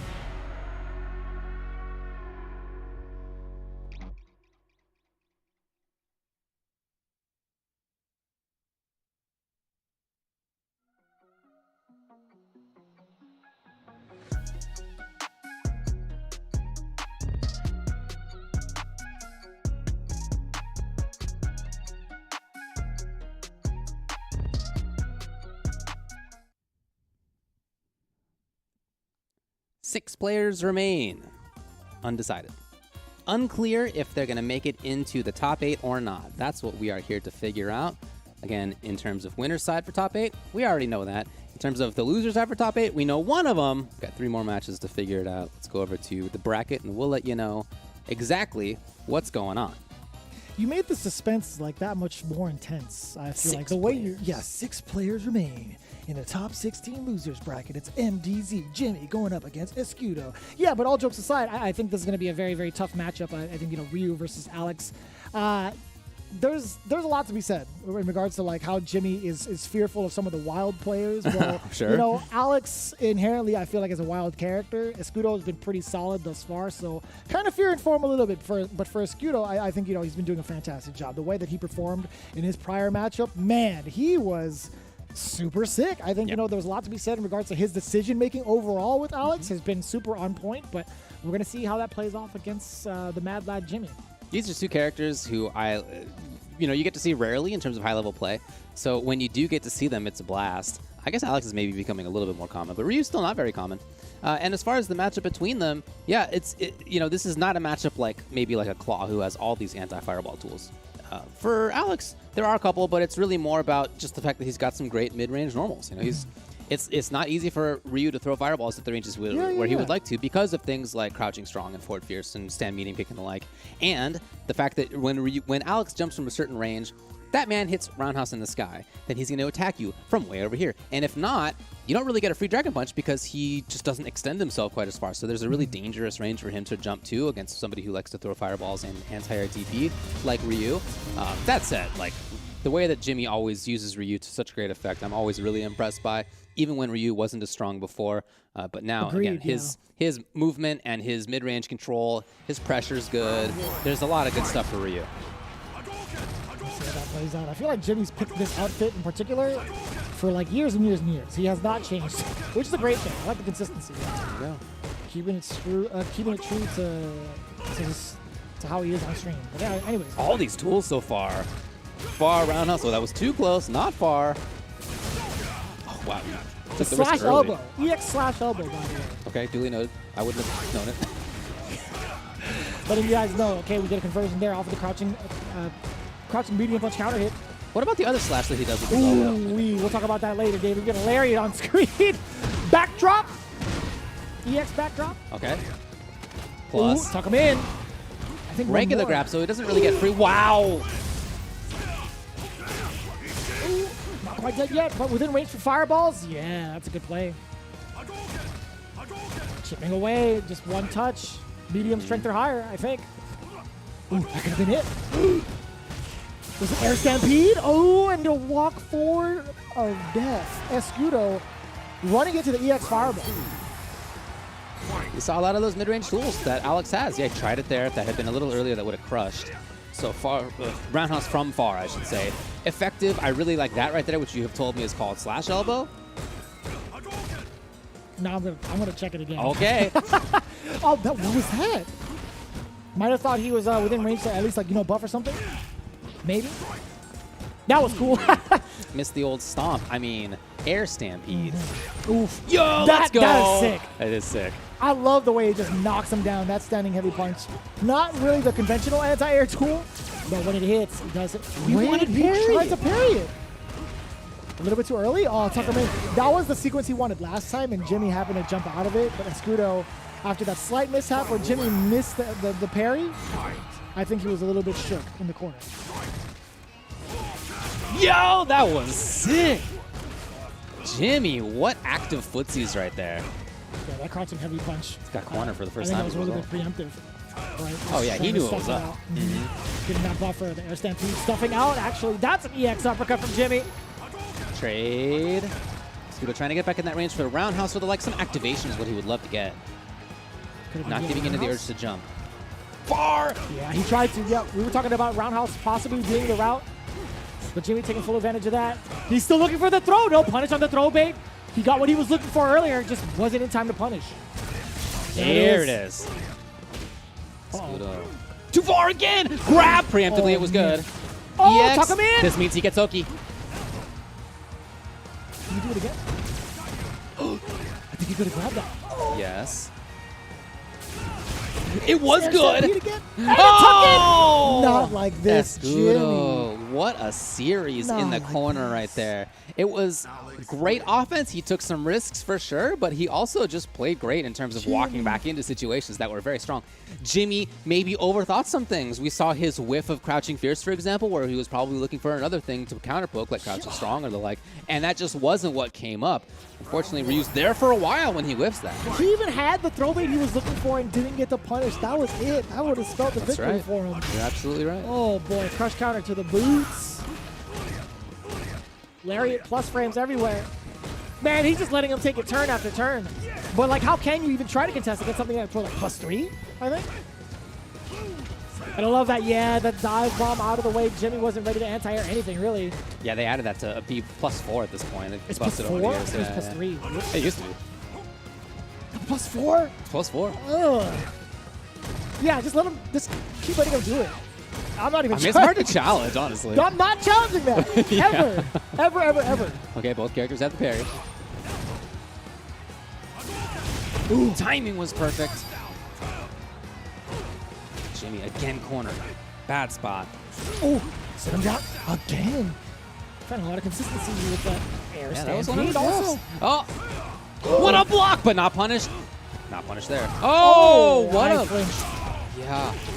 He had been playing so solidly on the approach, and when he finally gave into the urge to do something like a parry, that's when it all fell apart. On the board now for Jimmy. Just taking a harassment of normals too. Ooh. I love the responses so far from Escudo. A lot of medium punches. Jimmy's trying to scrap it out up close. Can't really resort to the fireball game as much. He's got 2 or 3 already, which is surprising because Escudo was holding down. Yeah, he was holding down a charge. There you go. Knockdown again. The mix-ups come. Now Regular steals a turn. He's going to do it again, dude.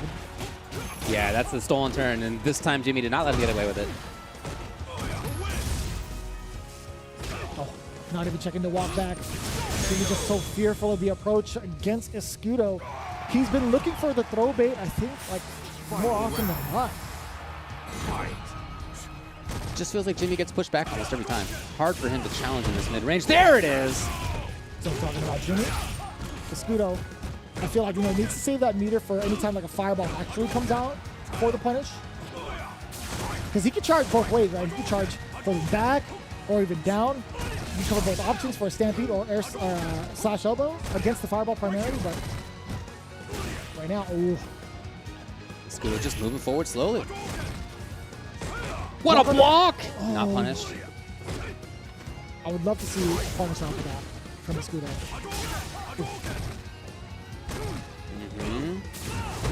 What a jump. It was preemptive. Was he knew preemptive. Exactly what was up. Again, Escudo taking a couple of risks with the air stampede. I think had he saved it for moments of like punishing, because he does a great job of approaching Jimmy on the ground. Yes. I think forcing the fireballs out of Jimmy were the big openers that he's had that led to his victory. I don't know what made him change all of a sudden into throwing these out there for getting that offense started. It's a good question. See if he can make the adaptation. I think that's his first jump, but that's just a jump from so close that there's no evading it if you happen to not press roundhouse in the air. Too close again. Can't get the punish off of that. That's correct. Got to settle it down a little bit.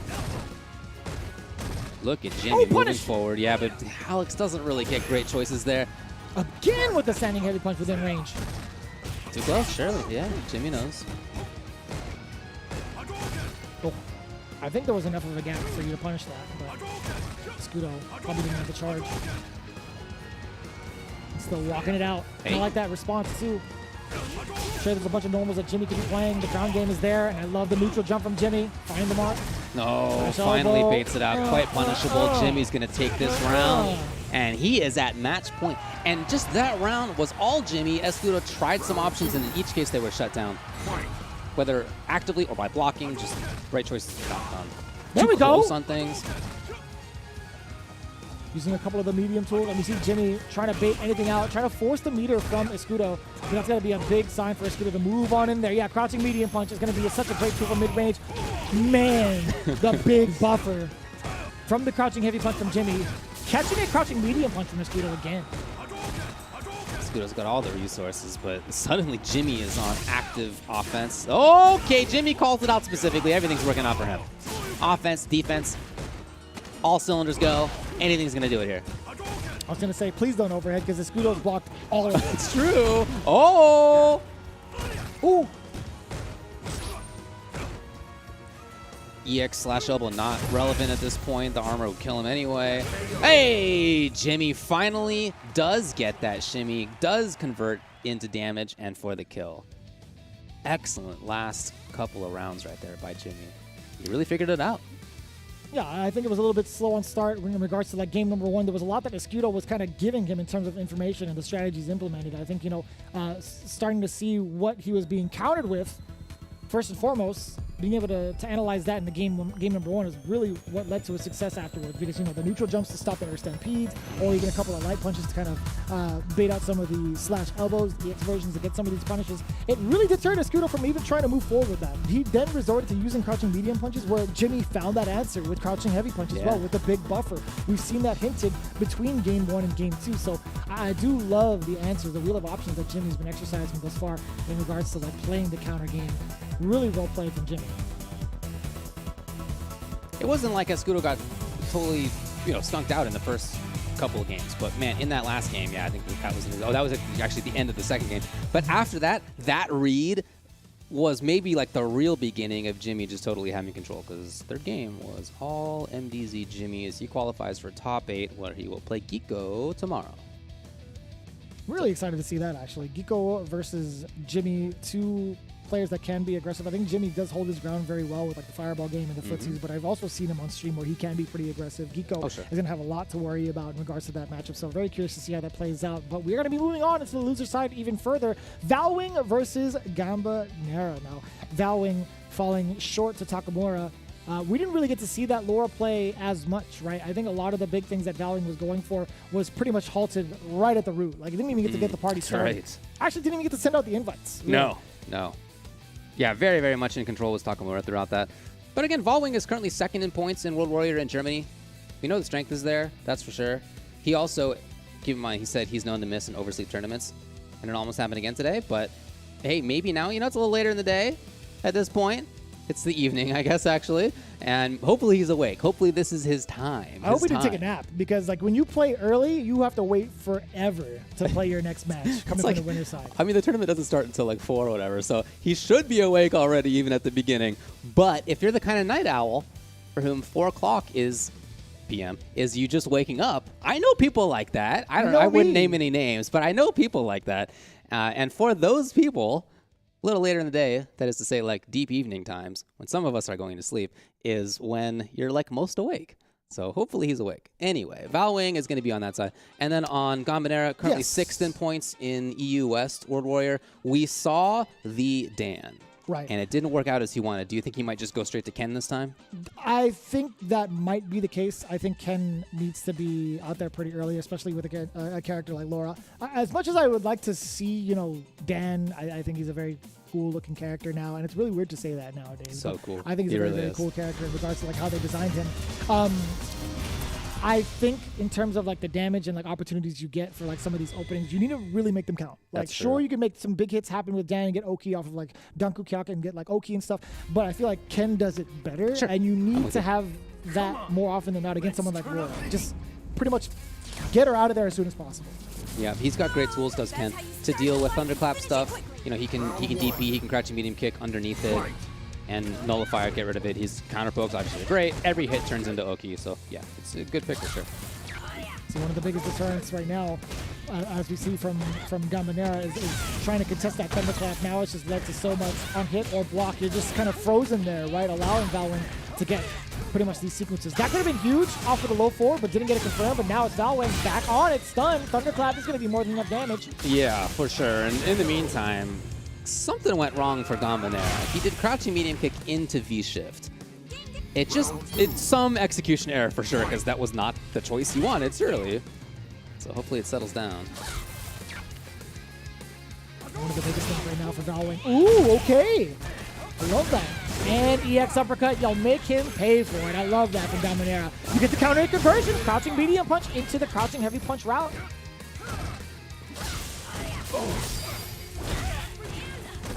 That's such a cool animation. Maintaining control. Offense didn't believe in it, but there it is. And Gamba Nera takes the round, maybe? EX? Yes. I like that. I love the big adaptation from Gamba Nera. I'm not as fearful of the thunderclap, making the right decisions with the V-shift into break, and also exposing some of the weaknesses on defense from Valwing. Pretty antsy and pressing buttons on Wake Up. Not quite there on the whip punish. Here's Valwing. It does connect, in fact. Worried about TP. Gamba Nera without EX to worry about on Valwing's side. Oh, stabbing in, though. I love that. Again, option for V-shift. Makes it so much harder for lower players to get what they want. Exposes the low, so I'm walking backwards. EX uppercut. Trying to cover all the options. Gamba Nera gets a forward throw. What happens afterwards? Back throw. She gets to figure it on the other side now. That knew the jump was exactly for that first. Oh my god! Gotta try to pressure, yes. Oh, too far though. Grabbed out of it.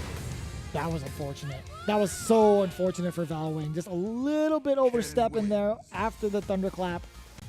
Gets thrown to oblivion. I gotta say, man, that was just instinct and habit, I feel like, at the same time from Gamba Nera. Like, you see someone kind of getting up close, it's like, oh, I got a tech. Sure. That was just unfortunate for Valwing to kind of run into it.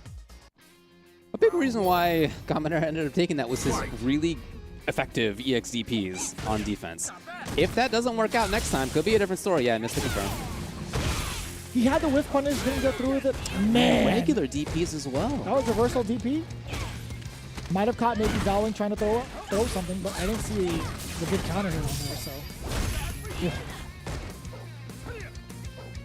A little bit off the mark. So just barely outside of the range of the low forwards, but Dowling finds his. Just really prioritizing with the resources, getting out of situations, whether EXCP or V-Shift. And as a result, he's really been outside a lot of what Valwyn would like. And I'm liking the fireball game coming a little bit more from Gambonera. I think trying to force something out of Valwyn. V-shift out of there, V-shift break, and I love the response. Valwyn doesn't have any meter, and now it's going to be all Gambonera. Back throw. You can't throw a fireball if you wanted to. Party time, V-shift out of there. No, it's a back dash. Good read on the throw. Yeah, I'll say. Oh! Lands in it, unfortunately, for Gambonera. Not that big of a deal, though. Okay, now there's that EX to think about. Wow! You got it! Oh. Wow, challenging from Valwyn, but no, Gambonera was there first. It's match point. I didn't know the tower glows out like that. But yeah, Valwyn has opted to press buttons on Wake Up more often than not. That's led to like, what, 3 of his deaths so far. No, 2 of his deaths so far, excuse me. He also just really hasn't been able to get like the big snowball happening. V-Shift is here. Okay, Yeah, okay. V-Shift and EXDP are here. Instead, Gambonera does something totally different. Valwyn was not looking for that. Great defense. Now Valwyn actually can't throw out a Thunderclap. He doesn't fear that V-trigger. Of that V-trigger too. Oh! That was sick! Tatsu afterwards? Yeah. It all worked out for him. Valwyn's in big trouble. It was an advanced level frame kill. Not enough. Get the button into nothing, unfortunately. Oh boy. Gambonera with the Thunderclap, taking a turn plus frames. EX uppercut! Wow. Wow. What? I don't think that's really what he was scoping out, but it worked out for Valwyn. I was terrified. Yeah. I was actually super terrified if that uppercut managed to trade. I'm very surprised there were no trades involved. I thought that was for sure going to be like a W for Gambonera. Valwyn suddenly really stepping it up. Suddenly very active. Oh, waited this time! Gambonera's defense worked out so well before. Now it's really costing him, and that is game number 2 there. It's a tie now, 1-1 for Valwyn. No. We see a little bit of a panic, actually a lot of bit of a panic for Gambonera on Wake Up, especially in that last round. Just not able to pretty much stand his ground from the round prior, throwing out that EX uppercut like that, and it just completely went downhill. I gotta say, man, from Valwyn's side, getting that big W and now getting that snowball opportunity that you were looking for, that you had mentioned earlier, has been the biggest statement of this tournament, or biggest statement of this match thus far. Well, Gambonera's going to have to change up when he does his defensive options, or maybe just play straight up offense. Oh my that God. Could be the solution. He's got Oki yet again. The Come CFS on! specials! We're having. buy What one, year get is one this? What year? Oh, Oh, no! man, this Maybe is a little bit too 2-for-1. much. Oh, he's giving 2 anyway there. That was super sick, by the way. Valwyn's still in.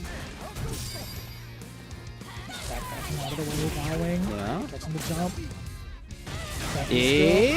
Not quite dead yet. Watch out for the overhead. Right. Ooh, and I love that. Yeah, not fearing the Thunderclap at all. Gambonera stuffing it out before impact, or before launch, I should say. So match point here for Gambonera. It's really been hugely about his defensive choices and whether Valwyn makes the read or not. Here's Valwyn. Ooh, It was the right timing for Gambonera yet again. His V-shifts have mostly been on point. you thought that was a counter hit. Gambonera now. That's gonna be a big punish and stun. Yeah. Not gonna kill, so he has to go for a reset if he wants to get the W. Valwyn in huge trouble. It's there still. Yes! Yep. Great timing from Gambonera, and the big throw bait from Valwyn again. Not wanting to sit still, he's just been fearing Gambonera's offensive pressure every single time, and that's going to spell defeat for him. But Valwyn, we finally get to see that. Gambonera, we finally get to see that Ken pick pay off, right? He's been playing it ever since switching it off from Dan, and really, really making it work offensively. Makes top 8. But boy, I'll tell you, I think this match was really about the defensive choices by Gambonera and whether Valwing made the right read. Like, it, you know, to some degree it was about the spacing, like every match is. To some degree it was about neutral, every match is like that. But so much about this match was, did Gaminera's V-shift get read, or did his EXDP get read? Or did he make the bigger read and do a wake-up crouching medium because he was expecting Valwing to try to, you know, walk backwards and block a DP? Like, it was so much about those choices. And the game that Valwing won, guess what? He made the right choices in those. And the games that he lost, he didn't. Sometimes a fighting game match can really get boiled down into those, like, just up-close situations. And especially that's true for a character like Laura, who, you know, in this season with V-shift, against somebody who has an EXDP and other options, boy, it can really get boiled down there. Yeah, one of the bigger adjustments too from Gaminera offensively was utilizing some of the longer range normals. Like, he was actually looking for a lot of like the thunderclap sequences, or just trying to like stop Valwing from moving forward. But at the very last round, I feel like that's the most we've seen of him throwing out the heavy kicks too, to kind of be like a big deterrent against Valwing, and also throwing out all the CFN specials. Yeah, too. that's right. I think that sequence kind of like jumbled up Valwing just a little bit, but you could see kind of where the mental was as soon as those couple of sequences hit. Saving those for the last game was a really good idea. Yeah. You know, to the extent that you want to bring those out, you want to do them when they are, you know, as effective as possible. And that's when they're as effective as possible. So anyway, Gaminera moves on. Who does he play against in the top 8? Well, we'll find out in just a little bit. Dedum is in the unenviable position of playing the very first match in the top 16 in winner's side, and then waiting all this time. What's it been? 30, 40 hours? And now he's got the last match of the day. Remember, he beat Ryan Hart to make it into the top 16, right? That's who he took out on the way. We didn't see that on stream. That was before the stream. He lost to Garnett. That was a 2-0 for Garnett. So since then, Dedum's just been biding his time with his Falk. And now it's going to be Akram, whose Lucia I think we both really liked. Oh, without a doubt. I think that was a very, very strong showing from Akram. It's going to be very interesting to see how he's going to contest against someone like Falk. Falk has such a great toolkit for keeping people away, keeping people that are, you know, wanting to play within mid-range or even like close range, right? We have the fireballs to look after. Any sort of knockdown that Falk can get can lead to like a V-skill 2 sequence. But overall, I think, you know, Dedum has a pretty decent matchup ahead of himself. I think he's going to be able to like successfully keep Lucia players away, or like maybe keep Akram away. But it really depends, because Akram also has talked about pulling out the Colleen. It's true. Could be Colleen. Yeah, we'll see what his choice is here as we're going to get into this very shortly for you. Akram, as a reminder, is currently 5th in World Warrior for EU West. He got 5th at CPT 2021. I mean, this is a guy who's been up in that top 8 before, whereas for Dedum, he does not have the results when it comes to World Warrior that many of these other players do. He doesn't have that history, like I just mentioned, that Akram has. He took out Ryan Hart earlier, so like obviously the skill's there. Question is he going to be able to make the top 8? Here's where we'll find out. It's going to be Lucia for Akram and Falk, of course, for Dedum. And not to take away from Dedum, I think one of the things that kind of stand out to me when you mention him taking down the prodigal son, right? Yep. There was a lot to be said in regards to like how much Ryan practices in regards to like what characters, because we rarely get to see a Falk. You know, I feel like Dedum could take out anybody because of the fact that he plays Falk. Then you have someone like Lucia who could also have that same kind of benefactor. It's like, you know, not a lot of people get to play Lucia at the high level. Boy, Akram starting things off from the proper spot. Standing reset, maybe? Yeah, okay, that's what he goes for. Oh, no. But too far for the fierce. We saw the attempted punish. He's now within range. Akram has to pretty much chill for now, or at least find a trigger activation point. Or will he save the V-Gauge for defensive options? Oh, that's going to be... Oh, I thought that was going to be it. Kind of a funky spot. There it is. Ah! He walked forward also, by the way. Yeah. Akram walked forward for like a split second and still opted to block. Yeah. Well, he's made the right read. Okay, all right. Wow, okay, those are super important to see right there. That range that Lucia can be outside of and still be annoying to Falk, and then you just run all the way in and get max range. I forget. Yeah, I think like there's some options where Lucia, like if she blocks like a forward fierce or something, she could probably like run up and like do a tackle immediately afterwards to take a turn. That was cool. Okay. I lied to you all in regards to how Lucia can be kept out. Scary. Truly. And that's such a fast sweep too. There you go. That is, speaking of fast, a pretty fast game number 1 for Akram. He got to the right corner in round number 1 very quickly, and we just harassed there, controlled there. Round number 2, got there as well on the other side. There's a lot to be said in terms of experience. Akram actually making the right choices for like what to utilize in the mid-range game and what to expect against Falk. I think you've seen those the big whiff punishes, which is not like the easiest thing to do. Like you have to be really accustomed to this character to figure out those ranges and get it consistently. I feel like so. Having like 2 of those on deck, did it with Fireball, maybe preemptively, sure, but even like the stand light kick is something to really take note of too. With the Doom. Punish! A lot of damage. That's such a cool ender. It is. That is such a cool ender. Great block as well. Krom is just ready for everything, it seems. Ooh. Well, the Doom, okay. Has triggered. We have not seen the activation. It's not like she gets an easy activation. She's got to get the hit confirmed. Hasn't yet. Oh, yeah. Man, a lot of characters would be stuck there, but good work for Falk because she's got that tool. Oh, okay. 100% ready for it. 100% ready for it. Yeah, Akram was already inputting another button just in case. He understands the layers behind the offense, and I love the options against the dive kick follow-up.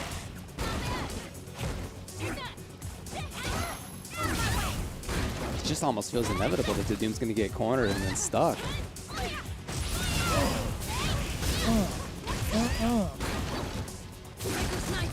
He waited forever and a day. The Doom, just, boy, what a buzzsaw that Akram Lucia is right there. Game 1, Game 2, both of them got into the corner quickly, played the mix-ups fast.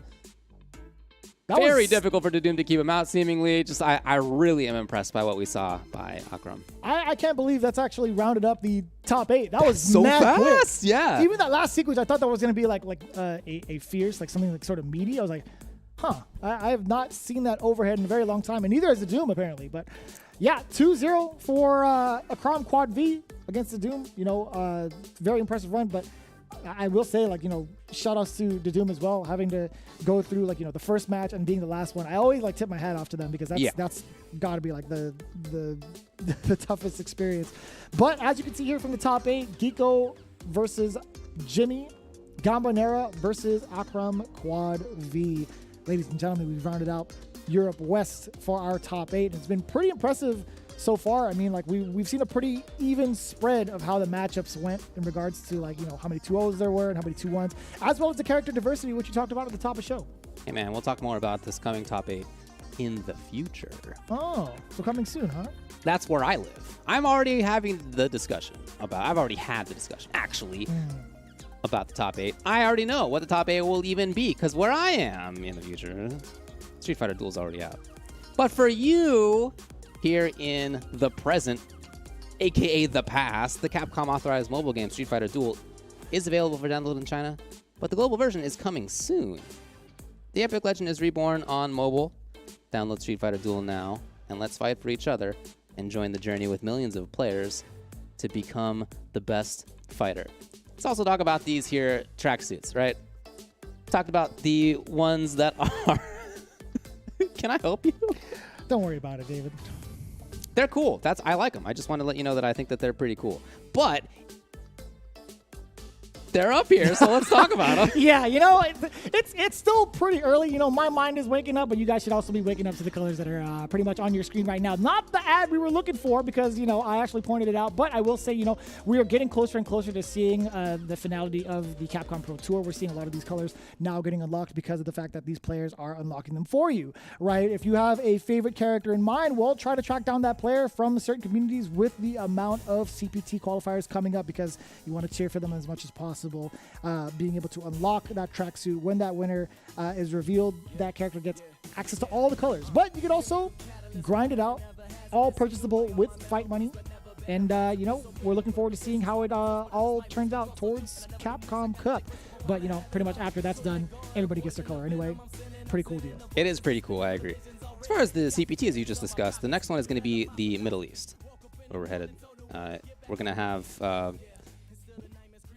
registration will close on October 24th. Don't forget the streams will be October 29th and October 30th. Naturally, you'll want to catch the No Neutral pre-show Before that, you can see the time in the Pacific time right there. But, you know, do the math for where you live. Again, that's going to be the CPT Middle East. And there's so much more to behold in regards to like who's going to be making it into the Capcom Pro Tour, into Capcom Cup, the big dance. Actually, you have another way for some of these players. It is through Street Fighter League. We've opened up the borders even further for the EU region, but in fact, there's going to be the US with the culmination of World Warriors, as well as Street Fighter League Japan. That happens pretty much every Tuesday and Friday. But as you can see right now, for those in the West, Fridays is what you could expect. 4 p.m. with this week gonna have a pretty big deal. Endemic versus Red Rooster, and then UYU versus Panda. You definitely do not want to miss this, because I gotta say, man, with the way that last week happened, yo, Red Rooster and Ajax Fidelity, ooh, that guy can play. I highly encourage it. Even if you don't, if you're not around to check it out on that day, always check out the VODs over at Capcom Fighters, whether it's on Twitch, YouTube, or Facebook. That's what I do personally. I'm a guy who likes to watch them on YouTube the next day. I like in my life, I'm a natural YouTube monster. It's kind of what I like watch all the time. So for me, that is a blast. I agree with you. Watching the Red Rooster team was really interesting last time. Just in general, lots of top quality players, of course. The matches are super interesting. The rule set, something that I've been really keeping a very close eye on. I'm interested in the strategy that the players get to use in this. And I just want to say, really nice that each of the regions has the same rule set, but at the same time has, you know, different players, of course. Yeah. The hosts are different, the commentators are different. There's kind of a different style about them as well. So I really like the same rule set, but you still get to see lots of interesting regional diversity too.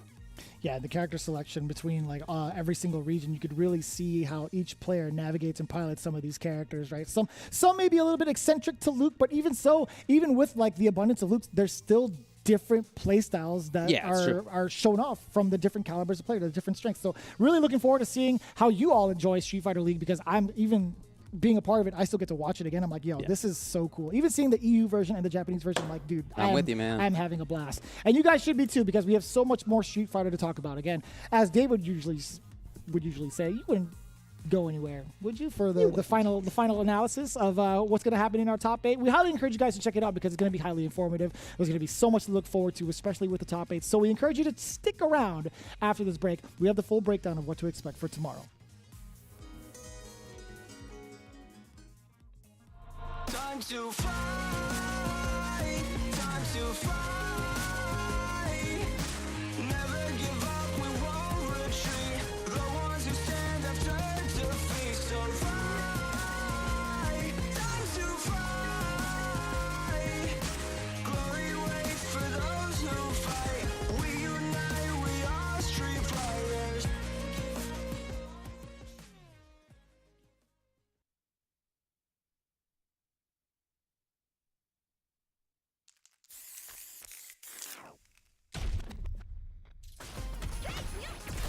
You call, I answer. Pushing you on the scene.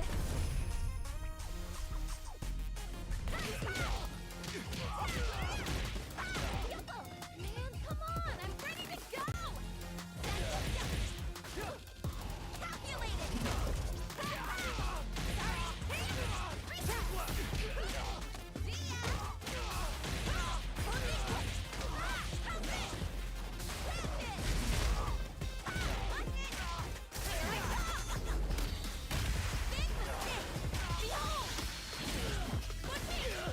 We do this all day, every day. Remix time. Woohoo! Here we go. Now, repeat. Ninja, Star, Sniper. Make way for the Ninja Star.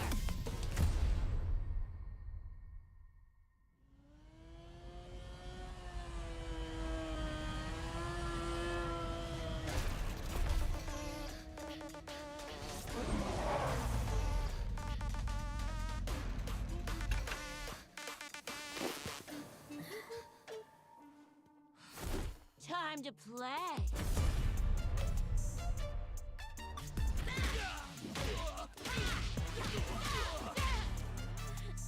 You gonna keep me waiting, babe?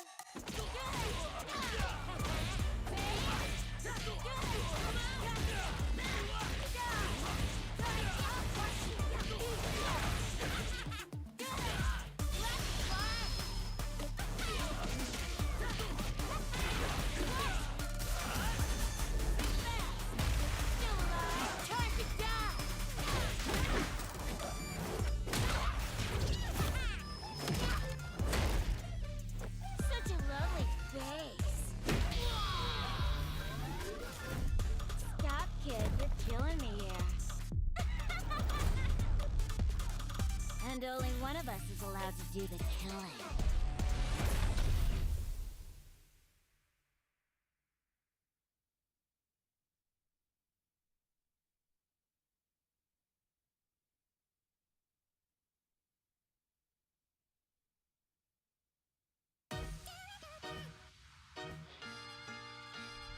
If I go too far, please forgive me.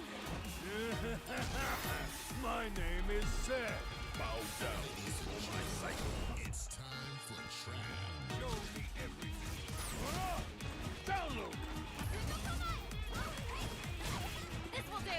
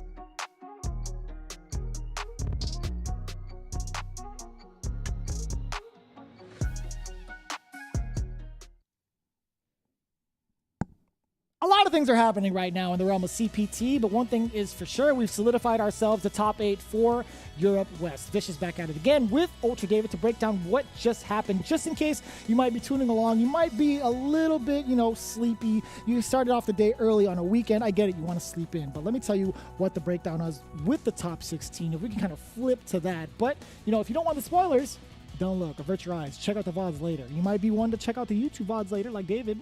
Or maybe someone who rewatches it because it was pretty explosive, like me. But I will tell you right now, the top 16 was pretty damn good. I agree with you. Yeah, there were some cool things in here. And as we expected, lots of country variety, lots of character variety.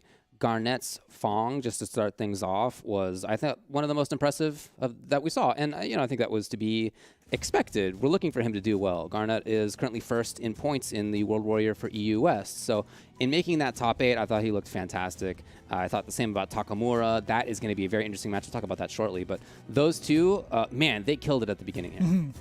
Then it got really close, right? Even further on, like Mr. Wolf and Jimmy, we saw the back and forth adaptation. We saw a very dominant gameplay from Mr. Wolf 2 rounds straight. Jimmy kind of getting that slow dissection against what Seth wanted to do or what Mr. Wolf wanted to do. And at the very end, just not being able to take it. Mr. Wolf kind of changing it. Although it was 2-0 in terms of the rounds in the third game, it was still very, very close. Then down below, a lot closer. Should have actually gone to Geeko. Yeah. But Fasa managed to survive with just a pixel, just a little bit of a pixel. The critical art wasn't able to do it. Then we saw the big robbery from the Tyrant Slaughterhouse with a V-Trigger 2. That's not the official name. Don't quote me on that. But Fasa remains true to his quote, Lord of the Tackles. Yeah, he's looking great, no doubt. And we'll talk about that top 8 shortly. Let's talk about the rest of the top 16 in losers side.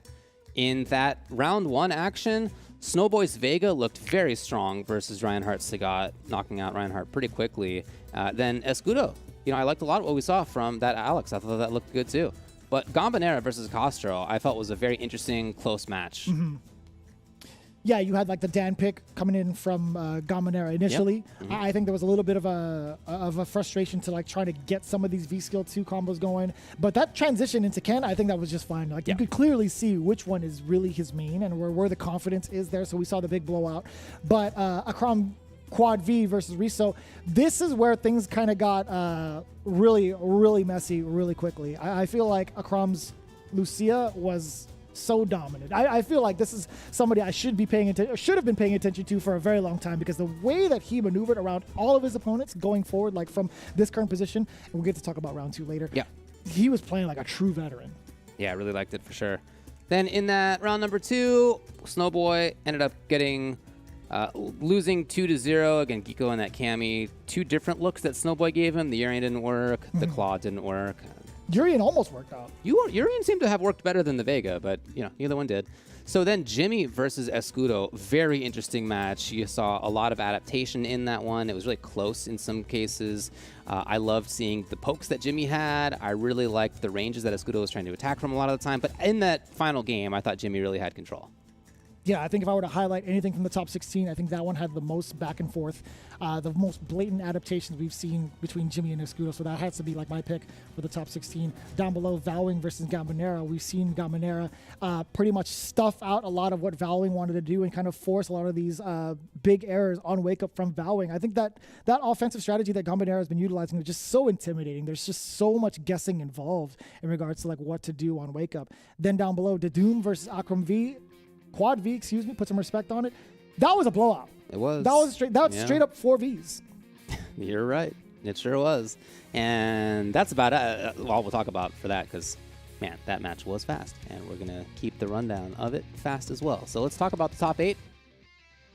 See, on the winner's side, we have SYG Garnet versus Takamura, SYG Mr. Wolf versus Fossa, loser side, Akram VVVV versus Gambonera, and then MDZ Jimmy versus Giko. Anything stand out to you in particular in that winner's side? Well, I'm looking at the past results from like the World Warrior events from like every single month. Right, Garnet and Takamura. Like Garnet has been Garnet's like the current number 1 point holder, right? Yeah. So there were a couple of instances where Takamura has actually had a better standing against Garnet in month number 1. I think in month number 3 as well. So I want to see what that back and forth is like. I want to see how many times they've actually interacted with each other. So I feel like these being the top seeds, this is the one I have my sights on the most. Yeah, I think that's right. I think those are the 2 most impressive players for today. We'll see if the same thing comes for tomorrow. In that other winners one, Mr. Wolf versus Fossa, 2 players who have a bit of a different take, I think, on their characters and how to play them than many other people do. So that's going to be a lot of fun to watch as well. And then in that loser's side, man, I have been really impressed, I think, by both Lucia from Akram and then the Ken from Gambonera once he really committed to that. I really liked both of them. But boy, that Lucia just is real tough to keep out, real tough to contend with in neutral. She herself has defensive options that are important as well. So, I mean, look, I think she's good. There's a lot to talk about for sure. Like in regards to like both the offensive nature of both players, I want to know like what the response is going to be like on defense from both sides. I think that's going to be the more excitable match in comparison. With all due respect, obviously, Jimmy and Giko, very, very strong players. We've seen Jimmy exercise this Ryu from literally day 1. Yeah, he's been there. And flex it all the way up until this top 8. So I'm really excited to see it. But Giko, again, having this Cammy on deck has been so dominant. Again, barely falling short to Fossa. Yeah. I want to know what this classic matchup looks like now in the current atmosphere of Street Fighter V. So we have, just to run down the characters here, Fong versus Akuma, most likely anyway. Then we have Seth versus Urien, but V-Trigger 2 Urien, so extra weird. And Trigger 2 Seth, it's going to be more common now, yeah. And then we have Akram Lucia, and then we have Ken, but maybe Dan, I guess we'll see, but probably Ken. And then Ryu and Cammy. So that is quite a list of characters, and some that are just rare in CPT top 8s, even as I don't think anybody's bad this season, but rare to see a Lucia up there, rare to see a Ryu up there. We have Seth is still good, but we don't see as often. Same for Fong. We don't see as often in there. There's a lot of characters in there that, look, are good, that other people are using well too. These are not the only ones in the world who are doing so. But as a whole, very interesting top 8 when it comes to character selection. Yeah, if that doesn't sell you, I don't know what will, to be honest with you, because I'm already excited to get into like the next top 8. As early as it always wakes me up. I don't know what you mean by early. It's going to be at 5 p.m. tomorrow is when the broadcast starts in Central European time. So please come on out for that 5 p.m. broadcast. 5 tomorrow. p.m. That's correct. Absolutely correct, because we are from there, and that's exactly what our time zone is like as well. Well, where I live in the future, it is already. All right, well, either way, we've already set the pace for the top 8. Again, it's going to be so exciting. You guys do not want to miss this. Everybody that's been tuning in from across the pond as well, we thank you. Everybody giving us all the information as well. If they would like to give us a little bit more and have us highlight things that we might have missed, you know where to find us over at Twitter. It's going to be at UltraDavid as well as at ViciousFGC. In the meantime, we hope you all stay safe, stay well, continue playing some Street Fighter V, and we'll see you all for the next top 8. Take care.